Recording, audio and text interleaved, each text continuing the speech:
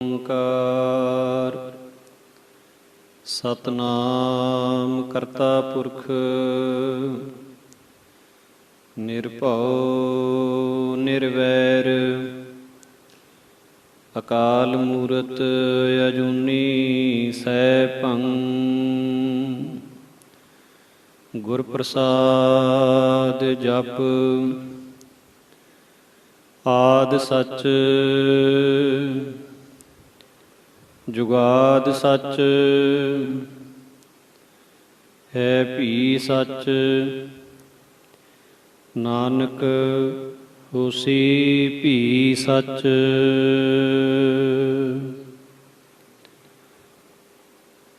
ਸੰਤ ਸਹਾਈ ਜੀ ਕੇ ਭਵ ਜਲ ਤਾਰਨ ਹਾਰ ਸਭ ਤੇ ਉੱਚੇ ਜਾਣੀਐ ਨਾਨਕ ਨਾਮ ਪਿਆਰ। ਸੰਤ ਜਨਾ ਕਉ ਮਤ ਕੋਈ ਨਿੰਦੋ ਸੰਤ ਰਾਮ ਹੈ ਏਕੋ ਕਹੋ ਕਬੀਰ ਮੈਂ ਸੋ ਗੁਰ ਪਾਇਆ ਜਾਂ ਕਾ ਨਾਉ ਬਵੇਕੋ ਕਹੋ ਕਬੀਰ ਮੈਂ ਸੋ ਗੁਰ ਪਾਇਆ ਜਾਂ ਕਾ ਨਾਉ ਬਿਬੇਕੋ। ਪਰਮ ਸਤਿਕਾਰਯੋਗ ਤਖਤ ਚਬਰ ਛਤਰ ਦੇ ਮਾਲਕ ਜੁਗੋ ਜੁਗ ਅਟਲ ਗਰੀਬ ਨਵਾਜ ਸਤਿਗੁਰੂ ਧੰਨ ਧੰਨ ਸ੍ਰੀ ਗੁਰੂ ਗ੍ਰੰਥ ਸਾਹਿਬ ਜੀ ਮਹਾਰਾਜ ਸੱਚੇ ਪਾਤਸ਼ਾਹ ਜੀ ਦੀ ਸਾਜੀ ਅਤੇ ਨਵਾਜੀ ਹੋਈ ਗੁਰੂ ਸਰੂਪ ਸਾਧ ਸੰਗਤ ਜੀ ਅਦਬ ਸਤਿਕਾਰ ਸਹਿਤ ਗੁਰਫਤਿਹ ਦੀ ਸਾਂਝ ਪਾਓ। ਸੁਰਤੀ ਕਰਕੇ ਸਤਿਗੁਰਾਂ ਨੂੰ ਨਮਸਕਾਰ ਕਰਦਿਆਂ ਹੋਇਆਂ ਗੱਜ ਕੇ ਆਖੋ ਜੀ ਵਾਹਿਗੁਰੂ ਜੀ ਕਾ ਖਾਲਸਾ ਵਾਹਿਗੁਰੂ ਜੀ ਕੀ ਫਤਿਹ। ਮਹਾਰਾਜ ਸੱਚੇ ਪਾਤਸ਼ਾਹ ਜੀ ਨੇ ਅਪਾਰ ਕਿਰਪਾ ਕਰਕੇ ਆਪਾਂ ਨੂੰ ਅੱਜ 28ਵੇਂ ਦਿਨ ਮਹਾਂਪੁਰਸ਼ਾਂ ਦੇ ਪਵਿੱਤਰ ਜੀਵਨ ਦੀ ਵਿਚਾਰ ਕਰਨ ਦਾ ਸੁਭਾਗ ਬਖਸ਼ਿਸ਼ ਕੀਤਾ ਹੈ। ਪਿਛਲੇ 28 ਦਿਨਾਂ ਤੋਂ ਆਪ ਜੀ ਦੇਸ਼ ਅਤੇ ਵਿਦੇਸ਼ ਦੀ ਸੰਗਤ ਬੜੀ ਸ਼ਰਧਾ ਬੜੀ ਭਾਵਨਾ ਦੇ ਨਾਲ ਗੁਰੂ ਨਾਨਕ ਦੇ ਦਰ ਘਰ ਦੇ ਵਰਸਾਏ ਬ੍ਰਹਮ ਗਿਆਨੀ ਮਹਾਂਪੁਰਖ ਸੰਤ ਬਾਬਾ ਜਵਾਲਾ ਸਿੰਘ ਸਾਹਿਬ ਜੀ ਮਹਾਰਾਜ ਹਰਖੋਵਾਲ ਵਾਲੇ ਮਹਾਂਪੁਰਖਾਂ ਦੇ ਪਵਿੱਤਰ ਜੀਵਨ ਦੀ ਵਿਚਾਰ ਆਪ ਜੀ ਸਰਵਣ ਕਰਦੇ ਆ ਰਹੇ ਹੋ। ਔਰ ਜਿੰਨੀਆਂ ਵੀ ਸੰਗਤਾਂ ਮਹਾਂਪੁਰਸ਼ਾਂ ਦੇ ਜੀਵਨ ਦੀ ਸ਼ਰਧਾ ਭਾਵਨਾ ਦੇ ਨਾਲ ਵਿਚਾਰ ਸਰਵਣ ਕਰ ਰਹੀਆਂ ਬਹੁਤ ਵੱਡੇ ਭਾਗਾਂ ਦੀ ਨਿਸ਼ਾਨੀ ਹੈ। ਮਹਾਰਾਜ ਸਾਹਿਬ ਸੱਚੇ ਪਾਤਸ਼ਾਹ ਕਹਿੰਦੇ ਨੇ ਜੋ ਹਰਦਾਸਨ ਕੀ ਉਸਤਤ ਹੈ ਸਾ ਹਰ ਕੀ ਵਡਿਆਈ। ਰੱਬ ਦੇ ਪਿਆਰਿਆਂ ਦੀ ਵਡਿਆਈ ਸਮਝੋ ਰੱਬ ਜੀ ਦੀ ਵਡਿਆਈ ਹੀ ਹੈ। ਤੋ ਇਹ ਜਿਤਨਾ ਵੀ ਸਮਾਂ ਮਹਾਰਾਜ ਜੀਆਂ ਨੇ ਆਪਾਂ ਨੂੰ ਬਖਸ਼ਿਸ਼ ਕੀਤਾ ਹੈ ਇਹ ਦਰਗਾਹੀ ਸਮਾਂ ਹੈ। ਸੋ ਅੱਜ ਮਹਾਂਪੁਰਖਾਂ ਦੀ ਇਸ ਜੀਵਨੀ ਦੀ ਸੰਪੂਰਨਤਾ ਹੀ ਮਹਾਰਾਜ ਨੇ ਕਿਰਪਾ ਕਰਕੇ ਆਪਾਂ ਨੂੰ ਬਖਸ਼ਣੀ ਹੈ। ਸੋ ਇਸ ਕਰਕੇ ਅੱਜ ਦੇ ਇਸ ਸਮੇਂ ਦੇ ਦੌਰਾਨ ਬਹੁਤ ਪ੍ਰੇਮ ਭਾਵਨਾ ਅੱਗੇ ਨਾਲੋਂ ਵੀ ਜ਼ਿਆਦਾ ਇਕਾਗਰਤਾ ਦੇ ਨਾਲ ਸੁਰਤੀ ਦੇ ਨਾਲ ਮਹਾਂਪੁਰਖਾਂ ਦੇ ਦਰਸ਼ਨ ਕਰਨੇ ਹਨ। ਉਹਨਾਂ ਦੇ ਪਿਆਰ ਦੇ ਵਿੱਚ ਆਪਾਂ ਸਾਰਿਆਂ ਨੇ ਹਾਜ਼ਰੀ ਭਰਨੀ ਹੈ। ਥੋੜ੍ਹਾ ਸਮਾਂ ਵੱਧ ਘੱਟ ਵੀ ਲੱਗ ਜਾਏ ਤੇ ਮੁਆਫੀ ਬਖਸ਼ ਦੇਣੀ ਜੀ। ਆਓ ਮਹਾਂਪੁਰਸ਼ਾਂ ਦੀ ਜੋ ਵਿਚਾਰ ਚੱਲ ਰਹੀ ਸੀ ਸੰਤ ਬਾਬਾ ਜਵਾਲਾ ਸਿੰਘ ਜੀ ਮਹਾਰਾਜ ਜੋ ਕਿ ਹਮੇਸ਼ਾ ਹੀ ਗੁਰੂ ਸਾਹਿਬਾਂ ਵੱਲੋਂ ਚਲਾਈ ਹੋਈ ਮਰਜ਼ਾਦਾ ਨੂੰ ਬਹੁਤ ਮੁੱਖ ਰੱਖਦੇ ਸੀ। ਗੁਰਬਾਣੀ ਦਾ ਸਤਿਕਾਰ ਅਥਵਾ ਜਿਵੇਂ ਜਿਵੇਂ ਗੁਰੂ ਸਾਹਿਬਾਂ ਨੇ ਗੁਰਬਾਣੀ ਦੇ ਲੜ ਲਾਇਆ ਸਾਨੂੰ ਖੰਡੇ ਬਾਟੇ ਦੇ ਅੰਮ੍ਰਿਤ ਨਾਲ ਜੋੜਿਆ ਅੰਮ੍ਰਿਤ ਵੇਲੇ ਦਾ ਜਾਗਣਾ ਇਮਾਨਦਾਰੀ ਦੀ ਕਿਰਤ ਦਸਾਂ ਨਵਾਂ ਦੀ ਔਰ ਹੋਰ ਜਿਤਨੇ ਵੀ ਮਹਾਰਾਜ ਜੀਆਂ ਦੇ ਅਸੂਲ ਹਨ।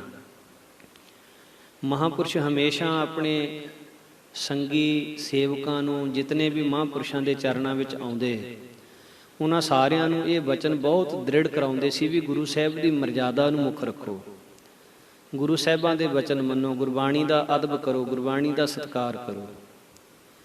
ਤੋ ਸੰਤ ਮਹਾਰਾਜ ਬਾਬਾ ਜਵਾਲਾ ਸਿੰਘ ਸਾਹਿਬ ਜੀ ਹਰੇਕ ਸਾਲ ਸੰਤ ਬਾਬਾ ਅਤਰ ਸਿੰਘ ਜੀ ਰੇਰੂ ਸਾਹਿਬ ਵਾਲੇ ਮਹਾਂਪੁਰਖਾਂ ਦੀ ਬਰਸੀ ਤੇ 9 ਮਾਘ ਨੂੰ ਜ਼ਰੂਰ ਜਾਇਆ ਕਰਦੇ ਸੀ। 9 ਮਾਘ ਨੂੰ ਰੇਰੂ ਸਾਹਿਬ ਜਾਂਦੇ। ਤਕਰੀਬਨ 6ਵੀਂ 7ਵੀਂ ਬਰਸੀ ਸੀ ਮਹਾਂਪੁਰਖਾਂ ਦੀ, ਸੰਤ ਬਾਬਾ ਅਤਰ ਸਿੰਘ ਜੀ ਮਹਾਰਾਜ ਰੇਰੂ ਸਾਹਿਬ ਵਾਲਿਆਂ ਦੀ। ਬਾਬਾ ਜੀ ਉੱਥੇ ਗਏ ਹੋਏ ਸੀ। ਲੰਗਰ ਦੀ ਜੋ ਮਰਜ਼ਾਦਾ ਹੋਤੀ ਮਰਦਾਨ ਵਿੱਚ ਚੱਲਦੀ ਸੀ, ਉਸ ਮਰਜ਼ਾਦਾ ਦੇ ਵਿੱਚ ਕੁਝ ਫਰਕ ਆਇਆ ਹੋਇਆ ਬਾਬਾ ਜੀ ਨੇ ਦੇਖਿਆ। ਲੰਗਰ ਦੇ ਵਿੱਚ ਜਦੋਂ ਫਰਕ ਦੇਖਿਆ ਤੇ ਉਸ ਵੇਲੇ ਰੇਰੂ ਸਾਹਿਬ ਅਸਥਾਨ ਦੇ ਮੁੱਖ ਮਹਾਂਪੁਰਸ਼ ਜਿਹੜੇ ਸੀਗੇ ਸੰਤ ਬਾਬਾ ਭਗਵਾਨ ਸਿੰਘ ਜੀ, ਮਹਾਂਪੁਰਖਾਂ ਨੇ ਉਹਨਾਂ ਨੂੰ ਬੜੇ ਅਦਬ ਦੇ ਨਾਲ, ਬੜੇ ਪਿਆਰ ਦੇ ਨਾਲ ਇਹ ਸਮਝਾਉਣਾ ਕੀਤਾ ਕਿ ਸੰਤ ਜੀ, ਜੋ ਵੱਡਿਆਂ ਨੇ ਮਰਜ਼ਾਦਾ ਚਲਾਈ ਹੈ, ਜੋ ਵੱਡਿਆਂ ਨੇ ਰੀਤ ਬਣਾ ਕੇ ਆਪਾਂ ਨੂੰ ਦਿੱਤੀ ਹੈ, ਸਾਨੂੰ ਉਹਦੇ ਅਨੁਸਾਰ ਹੀ ਚੱਲਣਾ ਚਾਹੀਦਾ ਹੈ। ਸੋ ਮਹਾਂਪੁਰਖਾਂ ਵੱਲੋਂ ਹੋਤੀ ਮਰਦਾਨ ਸੰਤ ਬਾਬਾ ਕਰਮ ਸਿੰਘ ਜੀ, ਸੰਤ ਬਾਬਾ ਆਇਆ ਸਿੰਘ ਜੀ ਵੱਲੋਂ ਇਹ ਪੱਕਾ ਨਿਯਮ ਬਣਾਇਆ ਹੋਇਆ ਸੀ ਵੀ ਲੰਗਰ ਦੇ ਵਿੱਚ ਲੰਗਰ ਵਰਤਾਉਣ ਵਾਸਤੇ ਕਦੇ ਵੀ ਨੌਜਵਾਨ ਬੱਚੀਆਂ ਨੂੰ ਨਹੀਂ ਸੀ ਲਾਇਆ ਜਾਂਦਾ। ਜਾਂ ਤਾਂ ਭਾਈ ਲੰਗਰ ਵਰਤਾਉਂਦੇ ਤੇ ਜਾਂ ਸਾਧ ਸੰਗਤ ਜੀ, ਬਿਹੰਗਮ ਸਾਧੂ, ਆਮ ਸੰਗਤ ਦੇ ਵਿੱਚੋਂ ਕਦੇ ਵੀ ਨੌਜਵਾਨ ਬੱਚੀਆਂ ਨੂੰ ਲੰਗਰ ਵਰਤਾਉਣ ਦੀ ਸੇਵਾ ਨਹੀਂ ਸੀ ਦਿੱਤੀ ਜਾਂਦੀ। ਲੰਗਰ ਪਕਾਉਣ ਦੀ ਸੇਵਾ ਜਿਹੜਾ ਮਰਜ਼ੀ ਕਰ ਸਕਦਾ ਸੀ, ਪਰ ਵਰਤਾਉਣ ਦੀ ਸੇਵਾ ਦੇ ਵਿੱਚ ਨੌਜਵਾਨ ਬੱਚੀਆਂ ਨੂੰ ਨਹੀਂ ਸੀ ਲਾਇਆ ਜਾਂਦਾ। ਪਰ ਬਰਸੀ ਦੇ ਉੱਤੇ ਜਦੋਂ ਸੰਤ ਮਹਾਰਾਜ ਨੇ ਲੰਗਰ ਦੇ ਵਿੱਚ ਇਹ ਹਾਲਾਤ ਦੇਖੇ ਤੇ ਮਹਾਂਪੁਰਸ਼ਾਂ ਨੇ ਬਾਬਾ ਭਗਵਾਨ ਸਿੰਘ ਜੀ ਨੂੰ ਆਖਣਾ ਕੀਤਾ ਕਿ ਸੰਤ ਜੀ, ਇਹ ਗੱਲ ਠੀਕ ਨਹੀਂ, ਵੱਡਿਆਂ ਦੀ ਚਲਾਈ ਹੋਈ ਮਰਜ਼ਾਦਾ ਦੀ ਸਾਨੂੰ ਉਲੰਘਣਾ ਨਹੀਂ ਕਰਨੀ ਚਾਹੀਦੀ। ਉਹਦੇ ਪਿੱਛੇ ਕੋਈ ਨਾ ਕੋਈ ਕਾਰਨ ਹੁੰਦਾ ਹੈ ਜਿਸ ਕਰਕੇ ਉਹਨਾਂ ਨੇ ਉਹ ਮਰਜ਼ਾਦਾ ਚਲਾਈ ਹੁੰਦੀ ਹੈ।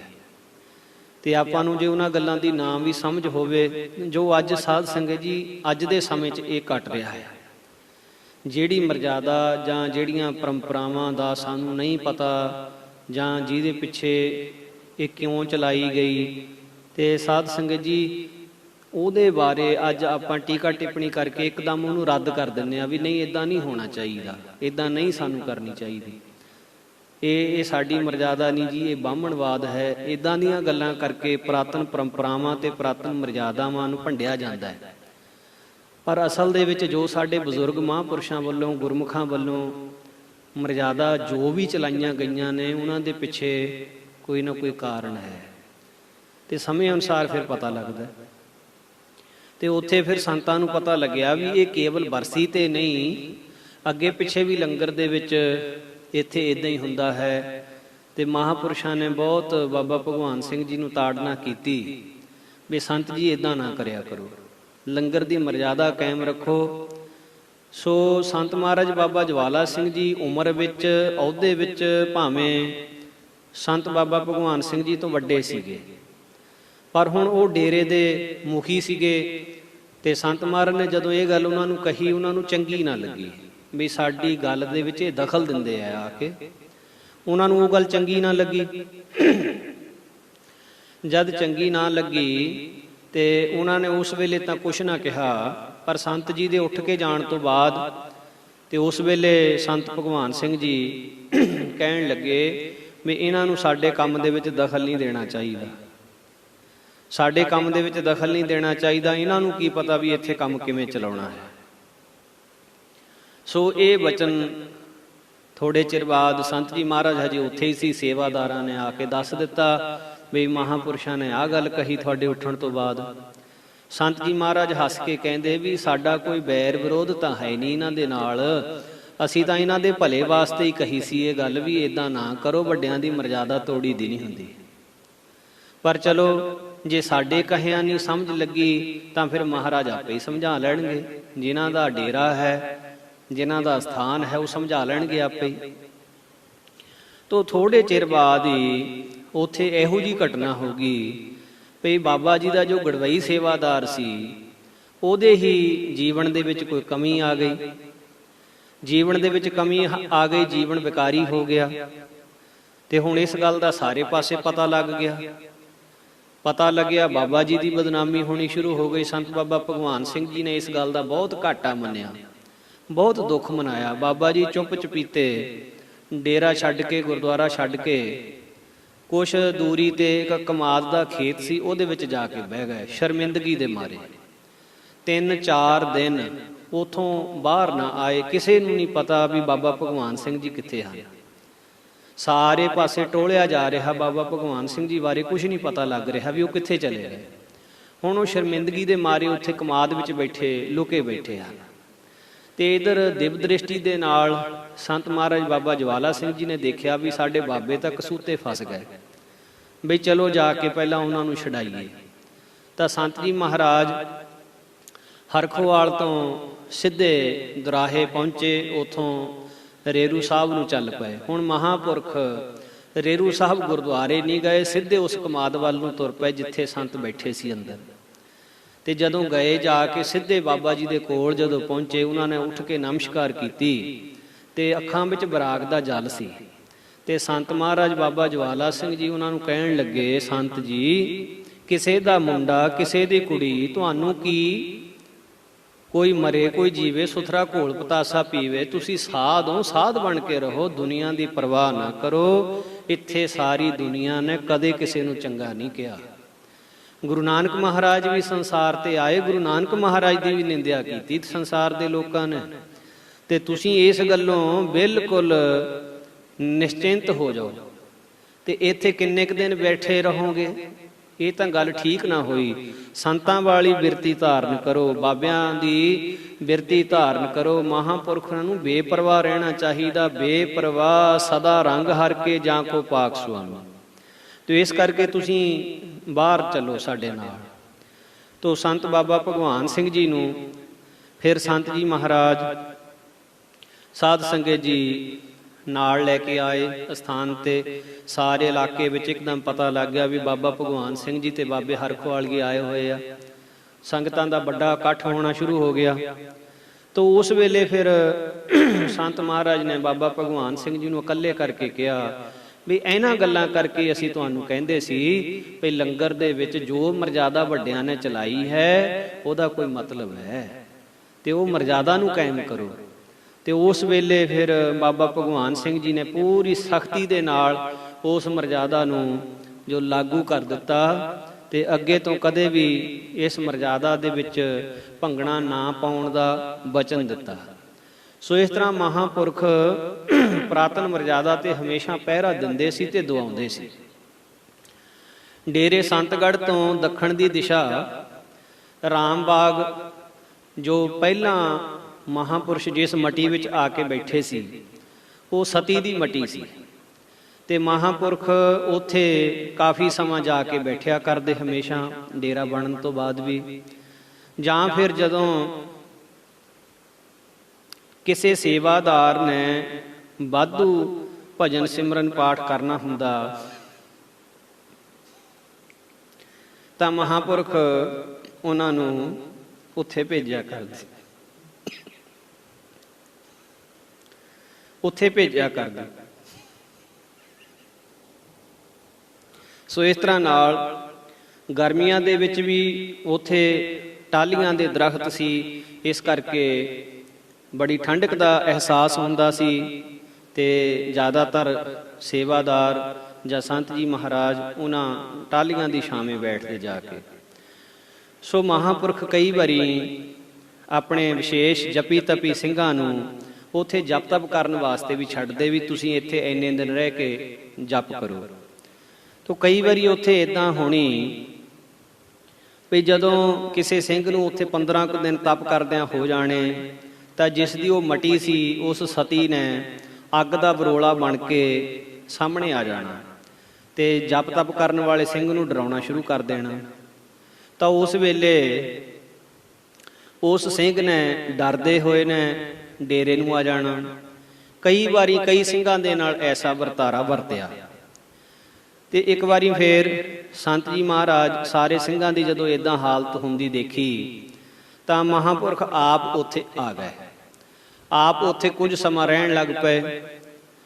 ਜਦੋਂ ਹੁਣ ਉੱਥੇ ਮਹਾਂਪੁਰਸ਼ਾਂ ਨੇ ਆਪ ਆ ਕੇ ਆਸਣ ਲਾ ਲਏ ਤਾਂ ਜਾਣੇ ਕਿ ਮਹਾਂਪੁਰਖਾਂ ਨੇ ਉਸ ਵੇਲੇ ਬਚਨ ਕਰਿਆ ਜਾਂ ਕੋਈ ਦਿਵ ਦ੍ਰਿਸ਼ਟੀ ਦੇ ਨਾਲ ਉਸ ਸਤੀ ਜੋ ਉਸ ਮਟੀ ਵਾਲੀ ਸੀ ਉਹਦੀ ਰੂਹ ਨੂੰ ਸੱਦ ਲਿਆ। ਰਾਤ ਦੇ 11 ਕੁ ਵਜੇ ਮਹਾਂਪੁਰਸ਼ਾਂ ਦੇ ਸਾਹਮਣੇ ਆ ਕੇ ਉਹ ਖਲੋ ਗਈ। ਸੰਤ ਮਹਾਰਾਜ ਨੂੰ ਉਹਨੇ ਡਰਾਉਣ ਦਾ ਬੜਾ ਯਤਨ ਕੀਤਾ, ਬੜੇ ਹਾਵ ਭਾਵ ਕੀਤੇ। ਸੰਤ ਮਹਾਰਾਜ ਉਹਦੀਆਂ ਡਰਾਉਣੀਆਂ ਖੇਲਾਂ ਨੂੰ ਤੱਕ ਕੇ ਆਪਣੇ ਆਨੰਦ ਵਿੱਚ ਬੈਠੇ ਰਹੇ, ਹੱਸਦੇ ਰਹੇ, ਮੁਸਕਰਾਉਂਦੇ ਰਹੇ। ਫਿਰ ਉਹ ਇੱਕ ਇਸਤਰੀ ਦਾ ਰੂਪ ਧਾਰ ਕੇ ਸਾਹਮਣੇ ਆ ਕੇ ਖੜੀ ਹੋ ਗਈ, ਲੱਗੀ ਬੇਨਤੀਆਂ ਕਰਨ। ਸੰਤ ਪੁੱਛਦੇ, ਕਹਿੰਦੇ ਤੂੰ ਹੈ ਕੌਣ? ਕਹਿੰਦੀ ਜੀ ਮੈਂ ਉਹੀ ਸਤੀ ਹਾਂ ਜਿਹਦੀ ਇਹ ਜਗ੍ਹਾ ਹੈ। ਸੰਤ ਮਹਾਰਾਜ ਕਹਿੰਦੇ ਸਤੀਆਂ ਤਾਂ ਮੁਕਤ ਹੋ ਜਾਂਦੀਆਂ, ਤੂੰ ਮੁਕਤ ਨਹੀਂ ਹੋਈ। ਉਹ ਕਹਿੰਦੀ ਮੈਂ ਮੁਕਤ ਤਾਂ ਹਾਂ, ਮੈਨੂੰ ਇਸ ਸਰੀਰ ਵਿੱਚ ਕੋਈ ਦੁੱਖ ਨਹੀਂ ਹੈ। 5 ਤੱਤਾਂ ਵਿੱਚੋਂ ਜੋ ਮਰਜ਼ੀ ਮੈਂ ਆਪਣਾ ਸਰੀਰ ਬਣਾ ਲਵਾਂ, ਚਾਹੇ ਅੱਗ ਬਣ ਜਾਵਾਂ, ਚਾਹੇ ਪਾਣੀ ਬਣ ਜਾਵਾਂ, ਜੋ ਮਰਜ਼ੀ ਬਣ ਜਾਵਾਂ, ਮੈਂ ਆਜ਼ਾਦ ਹਾਂ। ਤੇ ਮੈਨੂੰ ਹੁਕਮ ਹੋਇਆ ਵੀ ਬ੍ਰਹਮਾ ਦਾ ਇੱਕ ਦਿਨ ਮੈਂ ਇਸੇ ਤਰ੍ਹਾਂ ਰਹਿਣਾ। ਬ੍ਰਹਮਾ ਦੇ ਇੱਕ ਦਿਨ ਦੀ ਲੰਬਾਈ 3 ਯੁੱਗਾਂ ਦੀ ਉਮਰ ਜਿੰਨੀ, ਕਈ ਲੱਖ ਸਾਲ ਬਣਦਾ। ਤੇ ਬ੍ਰਹਮਾ ਦਾ ਇੱਕ ਦਿਨ ਜਦੋਂ ਪੂਰਾ ਹੋਊਗਾ ਤੇ ਫਿਰ ਮੈਂ ਇਹ ਵਾਲੀ ਦੇਹ ਤਿਆਗ ਦੇਣੀ। ਫਿਰ ਮੈਨੂੰ ਜਿਹੜੀ ਮਨੁੱਖਾ ਦੇਹੀ ਮਿਲਣੀ ਆ, ਮਨੁੱਖਾ ਦੇਹ ਪਾ ਕੇ ਫਿਰ ਮੈਂ ਭਜਨ ਸਿਮਰਨ ਕਰੂੰਗੀ, ਫਿਰ ਮੇਰੀ ਮੁਕਤੀ ਹੋਣੀ ਆ। ਤਾਂ ਸੰਤ ਕਹਿਣ ਲੱਗੇ, ਕਹਿੰਦੇ ਵੀ ਸਾਡੇ ਜਿਹੜੇ ਸਿੰਘ ਇੱਥੇ ਭਜਨ ਸਿਮਰਨ ਕਰਦੇ ਆ ਬੈਠ ਕੇ, ਤੂੰ ਉਹਨਾਂ ਨੂੰ ਡਰਾ ਕਿਉਂ ਦਿੰਨੀ ਆ? ਤਾਂ ਉਹ ਔਰਤ ਕਹਿਣ ਲੱਗੀ ਵੀ ਮੈਂ ਤਾਂ ਤੁਹਾਡੇ ਸਿੰਘਾਂ ਨੂੰ ਕੱਚੇ ਪੱਕੇ ਪਰਖਦੀ ਹੁੰਨੀ ਆ ਵੀ ਇਹ ਪੱਕੇ ਕਿੰਨੇ ਕੁ ਆ। ਤਾਂ ਮਹਾਂਪੁਰਖ ਕਹਿਣ ਲੱਗੇ ਤੇਰੀ ਪਰਖ ਚੰਗੀ ਆ ਬਈ, ਏਦਾਂ ਪਰਖ ਦੇ ਵਿੱਚ ਜੇ ਕੋਈ ਸਦਾਈ ਹੋ ਜਾਵੇ ਫੇਰ ਉਸ ਭਲੇ ਲੋਕ ਦੀ ਜ਼ਿੰਦਗੀ ਤਾਂ ਬਰਬਾਦ ਹੋ ਗਈ ਕਿ ਨਾ। ਸੰਤਾਂ ਨੂੰ ਉਸ ਗੁਪਤ ਰੂਹ ਨੇ ਬੇਨਤੀ ਕੀਤੀ, ਮਹਾਰਾਜ ਮੇਰੇ ਤੇ ਕਿਰਪਾ ਕਰੋ ਤੇ ਮੇਰਾ ਜੋ ਇਹ ਅੱਗ ਵਾਲਾ ਰੂਪ ਹੈ ਇਹ ਸ਼ਾਂਤ ਕਰ ਦਿਓ। ਤਾਂ ਫਿਰ ਮਹਾਂਪੁਰਸ਼ਾਂ ਨੇ ਆਪਣੇ ਸੂਖਮ ਸਰੀਰ ਨੂੰ ਪ੍ਰਗਟ ਕਰਕੇ 5 ਤੱਤਾਂ ਦੇ ਸਰੀਰ ਦੇ ਵਿੱਚੋਂ ਸੂਖਮ ਸਰੀਰ ਨੂੰ ਬਾਹਰ ਕੱਢ ਕੇ ਉਸ ਗੁਪਤ ਰੂਹ ਨੂੰ ਫਿਰ ਮੂਲ ਮੰਤਰ ਸੁਣਾਇਆ, ਜਿਹਦੇ ਕਰਕੇ ਉਹਦਾ ਉਹ ਰੂਪ ਅੱਗ ਵਾਲਾ ਰੂਪ ਸੀ ਜਿਹੜਾ ਉਹ ਸ਼ਾਂਤ ਹੋ ਗਿਆ। ਤੋ ਸੰਤ ਜੀ ਮਹਾਰਾਜ ਜਿਸ ਵੇਲੇ ਸੰਤ ਮਹਾਰਾਜ ਬਾਬਾ ਆਇਆ ਸਿੰਘ ਸਾਹਿਬ ਜੀ ਜੋਤੀ ਜੋਤ ਸਮਾ ਗਏ ਸੀ ਤਾਂ ਗਿਆਨੀ ਹਰੀ ਸਿੰਘ ਜੀ ਮਹਾਂਪੁਰਸ਼ਾਂ ਨਾਲ ਬਹੁਤ ਪ੍ਰੇਮ ਕਰਦੇ ਸੀ। ਤੇ ਮਹਾਂਪੁਰਖਾਂ ਨੇ ਗਿਆਨੀ ਹਰੀ ਸਿੰਘ ਜੀ ਨੂੰ ਕਿਹਾ ਸੀ ਵੀ ਤੁਸੀਂ ਸਾਡੇ ਨਾਲ ਪੰਜਾਬ ਚਲੇ ਚੱਲੋ। ਹਰੀ ਸਿੰਘ ਨੇ ਪੰਜਾਬ ਆਉਣ ਤੋਂ ਇਨਕਾਰ ਕਰ ਦਿੱਤਾ। ਬਾਬਾ ਰਾਮ ਸਿੰਘ ਜਦੋਂ ਜੋਤੀ ਜੋਤ ਸਮਾ ਗਏ, ਉਹਨਾਂ ਦੇ ਭੋਗ ਤੇ ਸੰਤ ਮਹਾਰਾਜ ਹੋਤੀ ਮਰਦਾਨ ਗਏ। ਮਹੰਤੀ ਦਾ ਰੌਲਾ ਪਿਆ, ਪਰ ਮਹਾਂਪੁਰਖ ਕਿਸੇ ਵੀ ਰੌਲੇ ਵਿੱਚ ਨਹੀਂ ਸੀ ਪੈਣਾ ਚਾਹੁੰਦੇ। ਮਹਾਂਪੁਰਸ਼ਾਂ ਨੇ ਫੇਰ ਗਿਆਨੀ ਜੀ ਨੂੰ ਆਖਿਆ ਵੀ ਤੁਸੀਂ ਸਾਡੇ ਨਾਲ ਪੰਜਾਬ ਚਲੇ ਚੱਲੋ। ਫੇਰ ਸੰਤ ਮਹਾਰਾਜ ਉਚੇਚੇ ਤੌਰ ਤੇ 1947 ਦਾ ਰੌਲਾ ਪੈਣ ਤੋਂ ਪਹਿਲਾਂ ਮਹਾਂਪੁਰਸ਼ ਫੇਰ ਗਏ ਹੋਤੀ ਮਰਦਾਨ। ਫੇਰ ਕਿਹਾ ਵੀ ਤੁਸੀਂ ਸਾਰੇ ਸਾਡੇ ਨਾਲ ਚਲੇ ਚੱਲੋ ਪੰਜਾਬ। ਤੀਸਰੀ ਵਾਰ ਕੀਤਾ ਹੋਇਆ ਬਚਨ ਵੀ ਇਹਨਾਂ ਨੇ ਮੋੜ ਦਿੱਤਾ, ਨਾ ਮੰਨਿਆ। ਮਹਾਂਪੁਰਖ ਕਹਿਣ ਲੱਗੇ ਚੰਗਾ ਫਿਰ ਜੇ ਤੁਸੀਂ ਹੁਣ ਨਹੀਂ ਨਾ ਚੱਲਦੇ ਸਾਡੇ ਨਾਲ ਤਾਂ ਫਿਰ ਇਕੱਠੇ ਹੀ ਆਉਣਾ ਪੈਣਾ ਤੁਹਾਨੂੰ ਸਾਰਿਆਂ ਨੇ। ਤਾਂ ਉਸ ਵੇਲੇ ਕਿਸੇ ਨੇ ਇਹ ਗੱਲ ਸਮਝੀ ਨਾ, ਇਸ ਬਚਨ ਦੀ ਹਾਸੀ ਵੀ ਉਡਾਈ, ਹੱਸੇ ਵੀ। ਜਵਾਲਾ ਸਿੰਘ ਨੂੰ ਇੰਨੀ ਤਾਕਤ ਕਿੱਥੋਂ ਆ ਗਈ ਵੀ ਇਹ ਕਹਿੰਦਾ ਤੁਹਾਨੂੰ ਇਕੱਠਿਆਂ ਨੂੰ ਆਉਣਾ ਪੈਣਾ, ਇਹਨੂੰ ਆਉਣ ਵਾਲੇ ਸਮੇਂ ਦਾ ਪਹਿਲਾਂ ਹੀ ਪਤਾ। ਪਰ ਹੁਣ ਇਹ ਨਹੀਂ ਸੀ ਜਾਣਦੇ ਵੀ ਵਾਕਈ ਮਹਾਂਪੁਰਖ ਜੋ ਆਉਣ ਵਾਲਾ ਸਮਾਂ ਉਹਦੇ ਬਾਰੇ ਪਹਿਲਾਂ ਹੀ ਬਚਨ ਕਰ ਰਹੇ ਆ। ਸੋ ਮਹਾਂਪੁਰਖ ਜਿਸ ਵੇਲੇ 1947 ਦਾ ਸਮਾਂ ਆਇਆ, ਜਦੋਂ ਦੇਸ਼ ਦੀ ਵੰਡ ਹੋਈ, ਮਿੱਤਰ ਵੀ ਦੁਸ਼ਮਣ ਬਣ ਗਏ, ਬਹੁਤ ਜ਼ਿਆਦਾ ਭਿਆਨਕ ਸਮਾਂ ਚੱਲ ਰਿਹਾ ਸੀ ਜਿਸ ਵੇਲੇ, ਤਾਂ ਸੰਤ ਜੀ ਮਹਾਰਾਜ ਨੇ ਇੱਕ ਚਿੱਠੀ ਰਜਿਸਟਰੀ ਕਰਕੇ ਪਾਈ ਗਿਆਨੀ ਹਰੀ ਸਿੰਘ ਦੇ ਨਾਮ, ਔਰ ਅੱਖਰ ਇਹ ਕੀਤੇ, ਗਿਆਨੀ ਜੀ ਤੁਹਾਡੇ ਪਰ ਭੀੜ ਬਣਨ ਵਾਲੀ ਹੈ, ਜਿਹੜਾ ਤੁਹਾਨੂੰ ਦੁੱਖ ਦੇਣ ਆਵੇਗਾ ਉਸ ਮੁਖੀ ਨੂੰ ਇਹ ਸਾਡੀ ਚਿੱਠੀ ਦਿਖਾਲ ਦਿਓ, ਤੇ ਜੇ ਚਿੱਠੀ ਦਿਖਾਲ ਦਾਂਗੇ ਤੁਹਾਡਾ ਬਾਲ ਵਿੰਗਾ ਨਹੀਂ ਹੋਊਗਾ। ਫਿਰ ਜਦੋਂ ਹੋਤੀ ਡੇਰੇ ਵਾਲਿਆਂ ਨੂੰ ਮਾਰਨ ਵਾਸਤੇ ਇਕੱਠ ਹੋ ਗਿਆ, ਹੋਤੀ ਮਰਦਾਨ ਡੇਰੇ ਵਿੱਚ ਜਿੰਨੇ ਸਾਧੂ ਰਹਿੰਦੇ ਸੀ ਸਾਰਿਆਂ ਨੂੰ ਮਾਰਨ ਵਾਸਤੇ ਇਕੱਠ ਹੋ ਗਿਆ। ਇਹਨਾਂ ਵਿੱਚ ਮਹੰਤ ਬਾਬਾ ਮਾਝਾ ਸਿੰਘ ਵੀ ਸੀਗੇ, ਬਾਬਾ ਸਾਹਿਬ ਸਿੰਘ ਜੀ ਵੀ, ਗਿਆਨੀ ਹਰੀ ਸਿੰਘ ਜੀ, ਹੋਰ ਸਾਰੇ ਸਾਧੂ ਡੇਰੇ ਵਾਲੇ। ਇਹਨਾਂ ਨੂੰ ਘੇਰਾ ਪੈ ਗਿਆ। ਤਕਰੀਬਨ 50 ਦੇ ਕਰੀਬ ਲਗਭਗ ਮੁਸਲਮਾਨ ਇਕੱਠੇ ਹੋ ਕੇ ਆ ਗਏ। ਮਸ਼ੀਨ ਗਨ ਬੀੜ ਦਿੱਤੀ ਗਈ ਵੀ ਇਹਨਾਂ ਸਾਰਿਆਂ ਨੂੰ ਗੋਲੀ ਮਾਰ ਦਿਓ। ਜਿਸ ਵੇਲੇ ਇਕੱਠ ਹੋ ਗਿਆ, ਫੌਜੀ ਮੁਸਲਮਾਨ ਬ੍ਰਿਗੇਡੀਅਰ ਸੀ ਜਿਹਦੇ ਕਮਾਂਡ ਹੇਠ ਇਕੱਠੇ ਹੋ ਕੇ ਆਏ ਸੀ। ਤਾਂ ਹੁਣ ਸਾਰੇ ਹੀ ਜਿੰਨੇ ਡੇਰੇ ਦੇ ਸਾਧੂ ਸੀਗੇ ਉਹ ਇਸ ਘੜੀ ਨੂੰ ਦੇਖ ਕੇ ਬਹੁਤ ਘਬਰਾ ਗਏ। ਸਾਰਿਆਂ ਦੇ ਬੁੱਲ ਸੁੱਕ ਰਹੇ ਸੀ ਵੀ ਹੁਣ ਸਾਰਿਆਂ ਨੂੰ ਮਰਨਾ ਪੈਣਾ ਹੈ। ਉਸ ਵੇਲੇ ਗਿਆਨੀ ਹਰੀ ਸਿੰਘ ਜੀ, ਜਿਨ੍ਹਾਂ ਨੂੰ ਸੰਤ ਮਹਾਰਾਜ ਨੇ ਪੰਜਾਬ ਤੋਂ ਚਿੱਠੀ ਰਜਿਸਟਰੀ ਕਰਕੇ ਭੇਜੀ ਸੀ, ਜਿਹੜੀ ਕਿ ਅੱਜ ਹੀ ਮਿਲੀ ਸੀ, ਉਹ ਚਿੱਠੀ ਲਿਆਂਦੀ ਕੱਢ ਕੇ, ਤੇ ਬ੍ਰਿਗੇਡੀਅਰ ਮੁਸਲਮਾਨ ਨੂੰ, ਅਫਸਰ ਨੂੰ ਜਾ ਕੇ ਉਹ ਰਜਿਸਟਰੀ ਜਿਹੜੀ ਚਿੱਠੀ ਸੀ ਉਹ ਦਿਖਾ ਲਈ ਵੀ ਸਾਨੂੰ ਮਾਰ ਦਿਓ ਬੇਸ਼ੱਕ, ਪਰ ਇੱਕ ਵਾਰੀ ਆ ਚਿੱਠੀ ਪੜ੍ਹ ਲਓ। ਪਰਮੇਸ਼ਰ ਨੇ ਉਹਦੇ ਮਨ ਨੂੰ ਪ੍ਰੇਰਿਆ ਅਫਸਰ ਦੇ ਨੂੰ। ਉਸ ਅਫਸਰ ਨੇ ਕਿਹਾ ਦਿਖਾਓ ਚਿੱਠੀ। ਗਿਆਨੀ ਜੀ ਨੇ ਜਦੋਂ ਸੰਤ ਮਹਾਰਾਜ ਵਾਲੀ ਚਿੱਠੀ ਉਰਦੂ ਵਿੱਚ ਲਿਖੀ ਹੋਈ ਸੀ ਬ੍ਰਿਗੇਡੀਅਰ ਨੂੰ ਦਿੱਤੀ ਚਿੱਠੀ, ਪੜ੍ਹ ਕੇ ਬੜਾ ਹੈਰਾਨ ਹੋਇਆ। ਔਰ ਗਿਆਨੀ ਜੀ ਤੋਂ ਪੁੱਛਿਆ ਵੀ ਇਹ ਚਿੱਠੀ ਪਾਉਣ ਵਾਲਾ ਕੌਣ ਆ, ਤੁਹਾਡਾ ਕੀ ਲੱਗਦਾ? ਤਾਂ ਗਿਆਨੀ ਜੀ ਕਹਿੰਦੇ ਜੀ ਸਾਡੇ ਗੁਰ ਭਾਈ ਆ, ਪਰ ਸਾਡੇ ਤੋਂ ਕਮਾਈ ਵਿੱਚ ਬਹੁਤ ਗਾਹਾਂ ਆ, ਬ੍ਰਹਮ ਗਿਆਨੀ ਹਨ। ਫਿਰ ਅਫਸਰ ਨੇ ਆਖਿਆ ਵੀ ਐਸੇ ਸਮਦ੍ਰਿਸ਼ਟੀ ਵਾਲੇ ਸਾਧੂ ਵੀ ਹੁੰਦੇ ਆ? ਤਾਂ ਗਿਆਨੀ ਹਰੀ ਸਿੰਘ ਜੀ ਕਹਿਣ ਲੱਗੇ, ਕਹਿੰਦੇ ਜੋ ਸਾਡੇ ਗੁਰ ਭਾਈ ਹਨ ਉਹ ਗੁਰੂ ਨਾਨਕ ਸਰੂਪ ਹਨ। ਉਹਨਾਂ ਦੀ ਦ੍ਰਿਸ਼ਟੀ ਅੰਦਰ ਮੁਸਲਮਾਨ, ਹਿੰਦੂ, ਸਿੱਖ ਸਾਰੇ ਖੁਦਾ ਦਾ ਰੂਪ ਹਨ। ਉਹਨਾਂ ਨੇ ਸਾਨੂੰ ਵੀ ਇਹੀ ਸਿੱਖਿਆ ਦਿੱਤੀ ਹੋਈ ਆ ਵੀ ਖੁਦਾ ਸਾਰਿਆਂ ਵਿੱਚ ਵਸਦਾ, ਏਕ ਨੂਰ ਤੇ ਸਭ ਜਗ ਉਪਜਿਓ, ਕੌਣ ਭਲੇ ਕੋ ਮੰਦੇ। ਹੁਣ ਉਸ ਚਿੱਠੀ ਦੇ ਵਿੱਚ ਲਿਖਿਆ ਹੋਇਆ ਕੀ ਸੀ? ਚਿੱਠੀ ਦੇ ਵਿੱਚ ਲਿਖਿਆ ਹੋਇਆ ਸੀ ਵੀ ਸਾਡੇ ਕੋਲ 50,000 ਮੁਸਲਮਾਨ ਦਾ ਕੈਂਪ ਲੱਗਿਆ ਹੋਇਆ, ਅਸੀਂ ਆਪਣੇ ਡੇਰੇ ਦੇ ਕੋਲ ਆਪਣੀ ਨਿਗਰਾਨੀ ਦੇ ਵਿੱਚ 50,000 ਮੁਸਲਮਾਨ ਨੂੰ ਰੱਖਿਆ ਹੋਇਆ। ਸਿਰਫ ਇੱਕ ਖੁਦਾ ਦਾ ਹੀ ਰੂਪ ਨਿਸ਼ਚੈ ਕਰਕੇ ਇਹਨਾਂ ਨੂੰ ਗੁਰੂ ਕੇ ਲੰਗਰਾਂ ਦੇ ਵਿੱਚੋਂ ਖਾਣ ਪੀਣ ਵਾਸਤੇ ਵੀ ਦਿੰਦੇ ਆ। ਜੇ ਕੋਈ ਬਿਮਾਰ ਹੋ ਜਾਏ ਬਕਾਇਦਾ ਡਾਕਟਰ ਆਦਿਕ ਦੁਆਰਾ ਦੇਖਭਾਲ ਵੀ ਕਰਵਾਉਂਦੇ ਆ।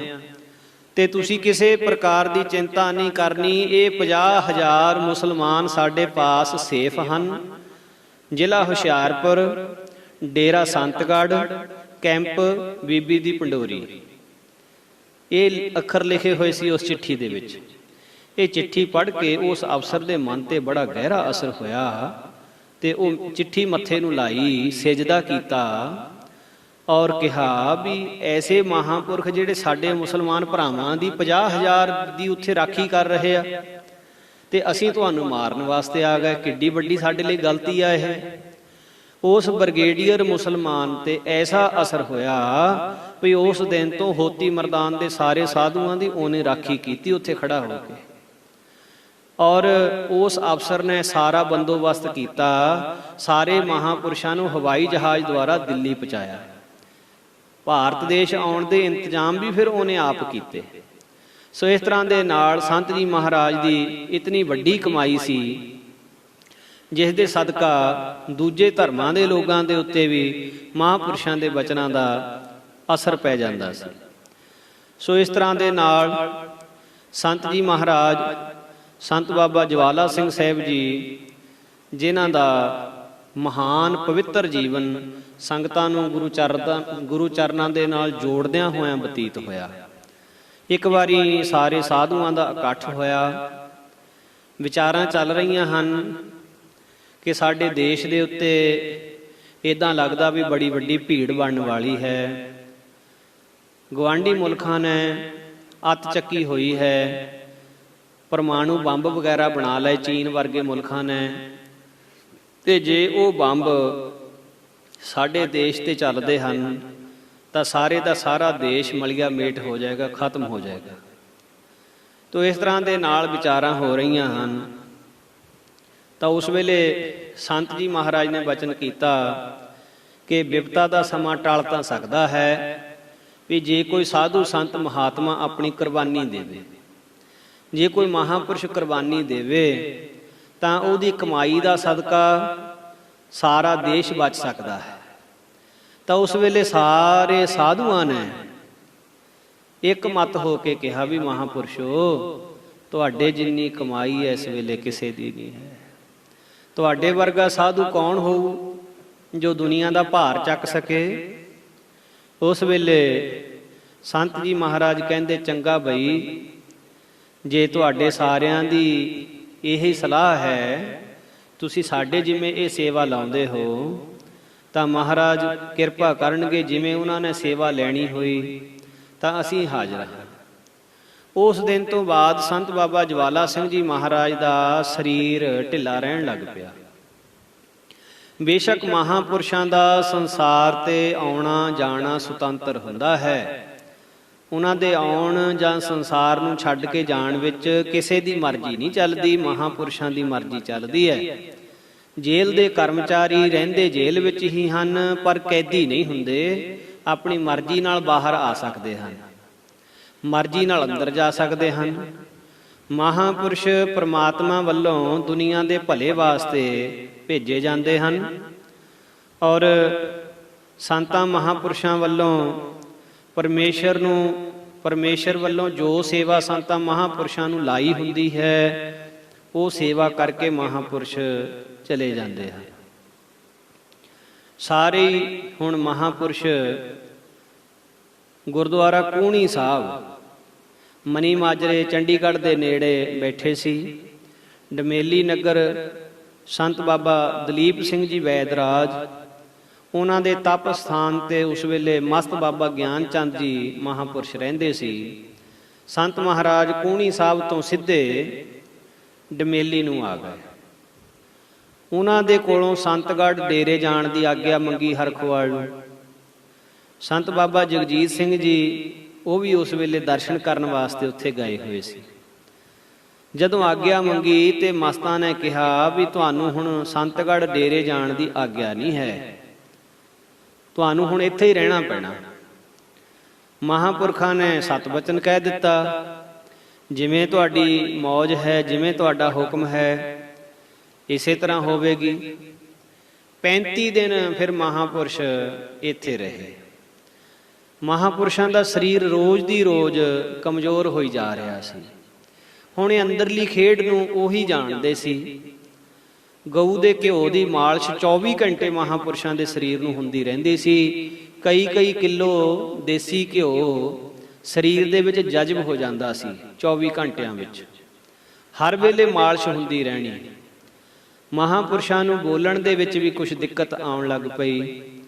ਗਲੇ ਦੇ ਵਿੱਚ ਇਦਾਂ ਲੱਗਦਾ ਸੀ ਜਿਵੇਂ ਕੋਈ ਖੂਨ ਦਾ ਗਲੋਟਾ ਜੰਮ ਗਿਆ ਹੋਵੇ। ਤੋ ਇਸ ਤਰ੍ਹਾਂ ਨਾਲ ਡੇਰੇ ਦੇ ਸੇਵਾਦਾਰ, ਇਲਾਕੇ ਦੀ ਸੰਗਤ ਦਰਸ਼ਨਾਂ ਲਈ ਆਉਣ ਲੱਗ ਪਏ। ਹੁਣ ਉਸ ਵੇਲੇ 15 ਦਿਨ ਪਹਿਲਾਂ ਸਰੀਰ ਛੱਡਣ ਤੋਂ ਮਹਾਂਪੁਰਸ਼ਾਂ ਨੇ 3.5 ਘੰਟੇ ਸਵਾਸ ਨਹੀਂ ਲਿਆ। 3.5 ਘੰਟੇ ਬਿਲਕੁਲ ਸਾਹ ਨਹੀਂ ਆਇਆ ਮਹਾਂਪੁਰਖਾਂ ਨੂੰ। ਡਾਕਟਰ ਚਰਨ ਸਿੰਘ ਜੀ ਉਸ ਵੇਲੇ ਮਹਾਰਾਜ ਜੀ ਦੀ ਸੇਵਾ ਦੇ ਵਿੱਚ ਸੀਗੇ, ਮਾਲਿਸ਼ ਕਰਵਾਉਂਦੇ ਰਹੇ ਉਹ ਵੀ ਮਹਾਂਪੁਰਸ਼ਾਂ ਦਾ ਸਰੀਰ ਬਿਲਕੁਲ ਅਜੇ ਠੀਕ ਆ।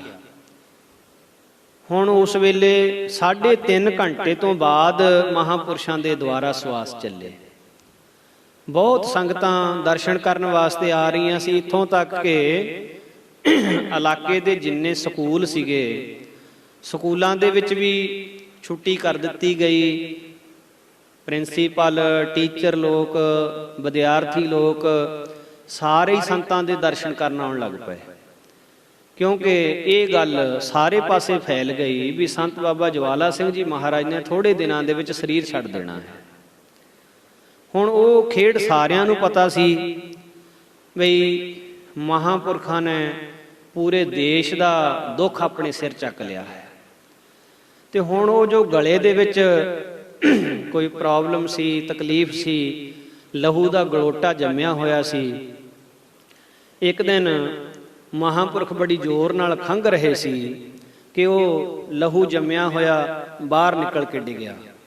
ਉਸ ਵੇਲੇ ਮਹਾਂਪੁਰਖਾਂ ਨੇ ਹੱਸ ਕੇ ਬਚਨ ਕੀਤਾ, ਕਹਿੰਦੇ ਇਹ ਦੇਸ਼ ਹੁਣ ਬਚ ਗਿਆ, ਨਿਰੰਕਾਰ ਨੇ ਇਸ ਦੇਸ਼ ਦੀ ਪੱਤ ਰੱਖ ਲਈ। ਸੋ ਇਸ ਤਰ੍ਹਾਂ ਸੇਵਾਦਾਰ ਭਾਵਨਾ ਵਾਲੇ ਗੁਰਸਿੱਖ ਕਹਿ ਰਹੇ ਸੀ ਵੀ ਜਿਹੜੇ ਐਟਮ ਬੰਬ ਦੇਸ਼ ਦੇ ਉੱਤੇ ਚੱਲਣੇ ਸੀ ਉਹ ਮਹਾਂਪੁਰਸ਼ਾਂ ਨੇ ਆਪਣੇ ਸਰੀਰ ਦੇ ਉੱਤੇ ਦੁੱਖ ਝੱਲ ਲਿਆ ਸਾਰਾ।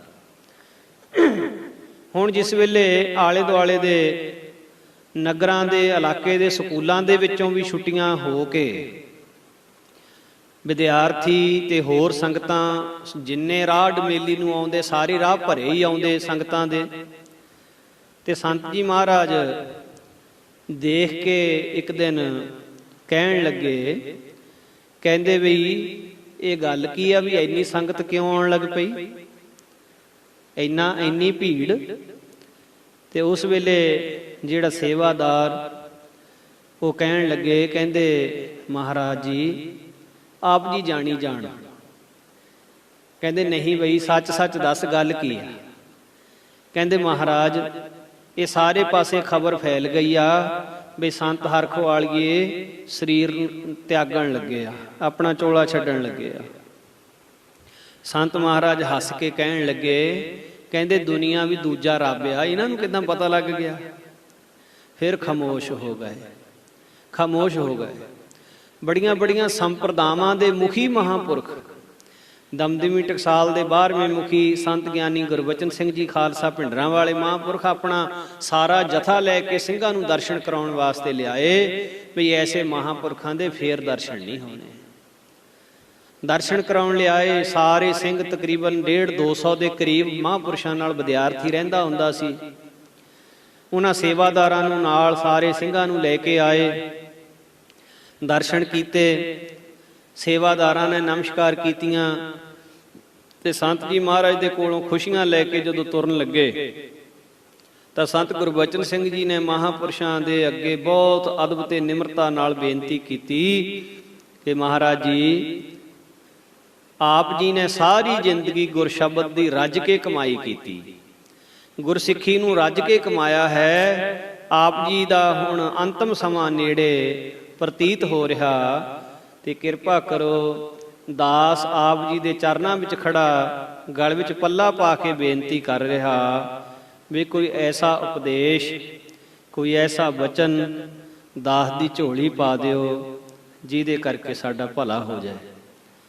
ਤੇ ਸੰਤ ਮਹਾਰਾਜ ਬਾਬਾ ਜਵਾਲਾ ਸਿੰਘ ਜੀ ਕਹਿਣ ਲੱਗੇ, ਕਹਿੰਦੇ ਗਿਆਨੀ ਜੀ ਸੰਸਾਰ ਦੇ ਲੋਕੀ ਜਿੰਨਾ ਮਰਜੀ ਸਤਿਕਾਰ ਦੇਣ, ਇਹਨੂੰ ਬਾਬਾ ਜੀ ਕਹਿਣ, ਸੰਤ ਜੀ ਕਹਿਣ, ਬ੍ਰਹਮ ਗਿਆਨੀ ਕਹਿਣ, ਇਹਨੂੰ ਰੱਬ ਵੀ ਕਿਉਂ ਨਾ ਕਹਿਣ, ਪਰ ਇੱਕ ਗੱਲ ਚੇਤੇ ਰੱਖਣੀ ਵੀ ਆਪਣੇ ਆਪ ਵਿੱਚ ਕਦੇ ਰੱਬ ਬਣ ਕੇ ਨਹੀਂ ਬਹਿਣਾ, ਗੁਰੂ ਨਾਨਕ ਦਾ ਸਿੱਖ ਬਣ ਕੇ ਰਹਿਣਾ।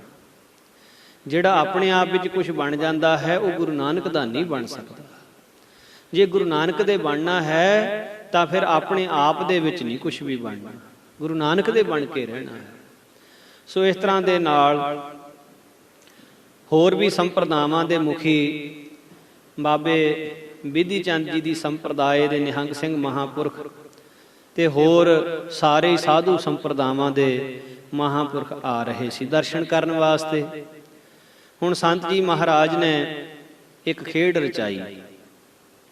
ਕੀ ਬਚਨ ਕੀਤਾ, ਕਹਿੰਦੇ ਬਈ ਏਦਾਂ ਕਰੋ, ਆਨੰਦਪੁਰ ਸਾਹਿਬ ਮਸਤ ਰਹਿੰਦੇ ਜਿਹੜੇ ਮਸਤ ਭਗਤ ਸਿੰਘ ਜੀ, ਉਹਨਾਂ ਦੇ ਕੋਲ ਜਾ ਕੇ ਆਓ ਤੇ ਉਹਨਾਂ ਨੂੰ ਕਹੋ ਜੋ ਹੁਕਮ ਹੈ ਦੱਸੋ। ਕਿਉਂ ਮਸਤਾਂ ਦੇ ਨਾਲ ਮਹਾਂਪੁਰਖਾਂ ਦਾ ਪ੍ਰੇਮ ਬਹੁਤ ਸੀ। ਮਸਤ ਭਗਤ ਸਿੰਘ ਜੀ ਦੇ ਕੋਲ ਜਾ ਕੇ ਆਓ ਆਨੰਦਪੁਰ ਸਾਹਿਬ, ਜੋ ਹੁਕਮ ਕਰਨਗੇ ਸਾਨੂੰ ਆ ਕੇ ਦੱਸਿਓ।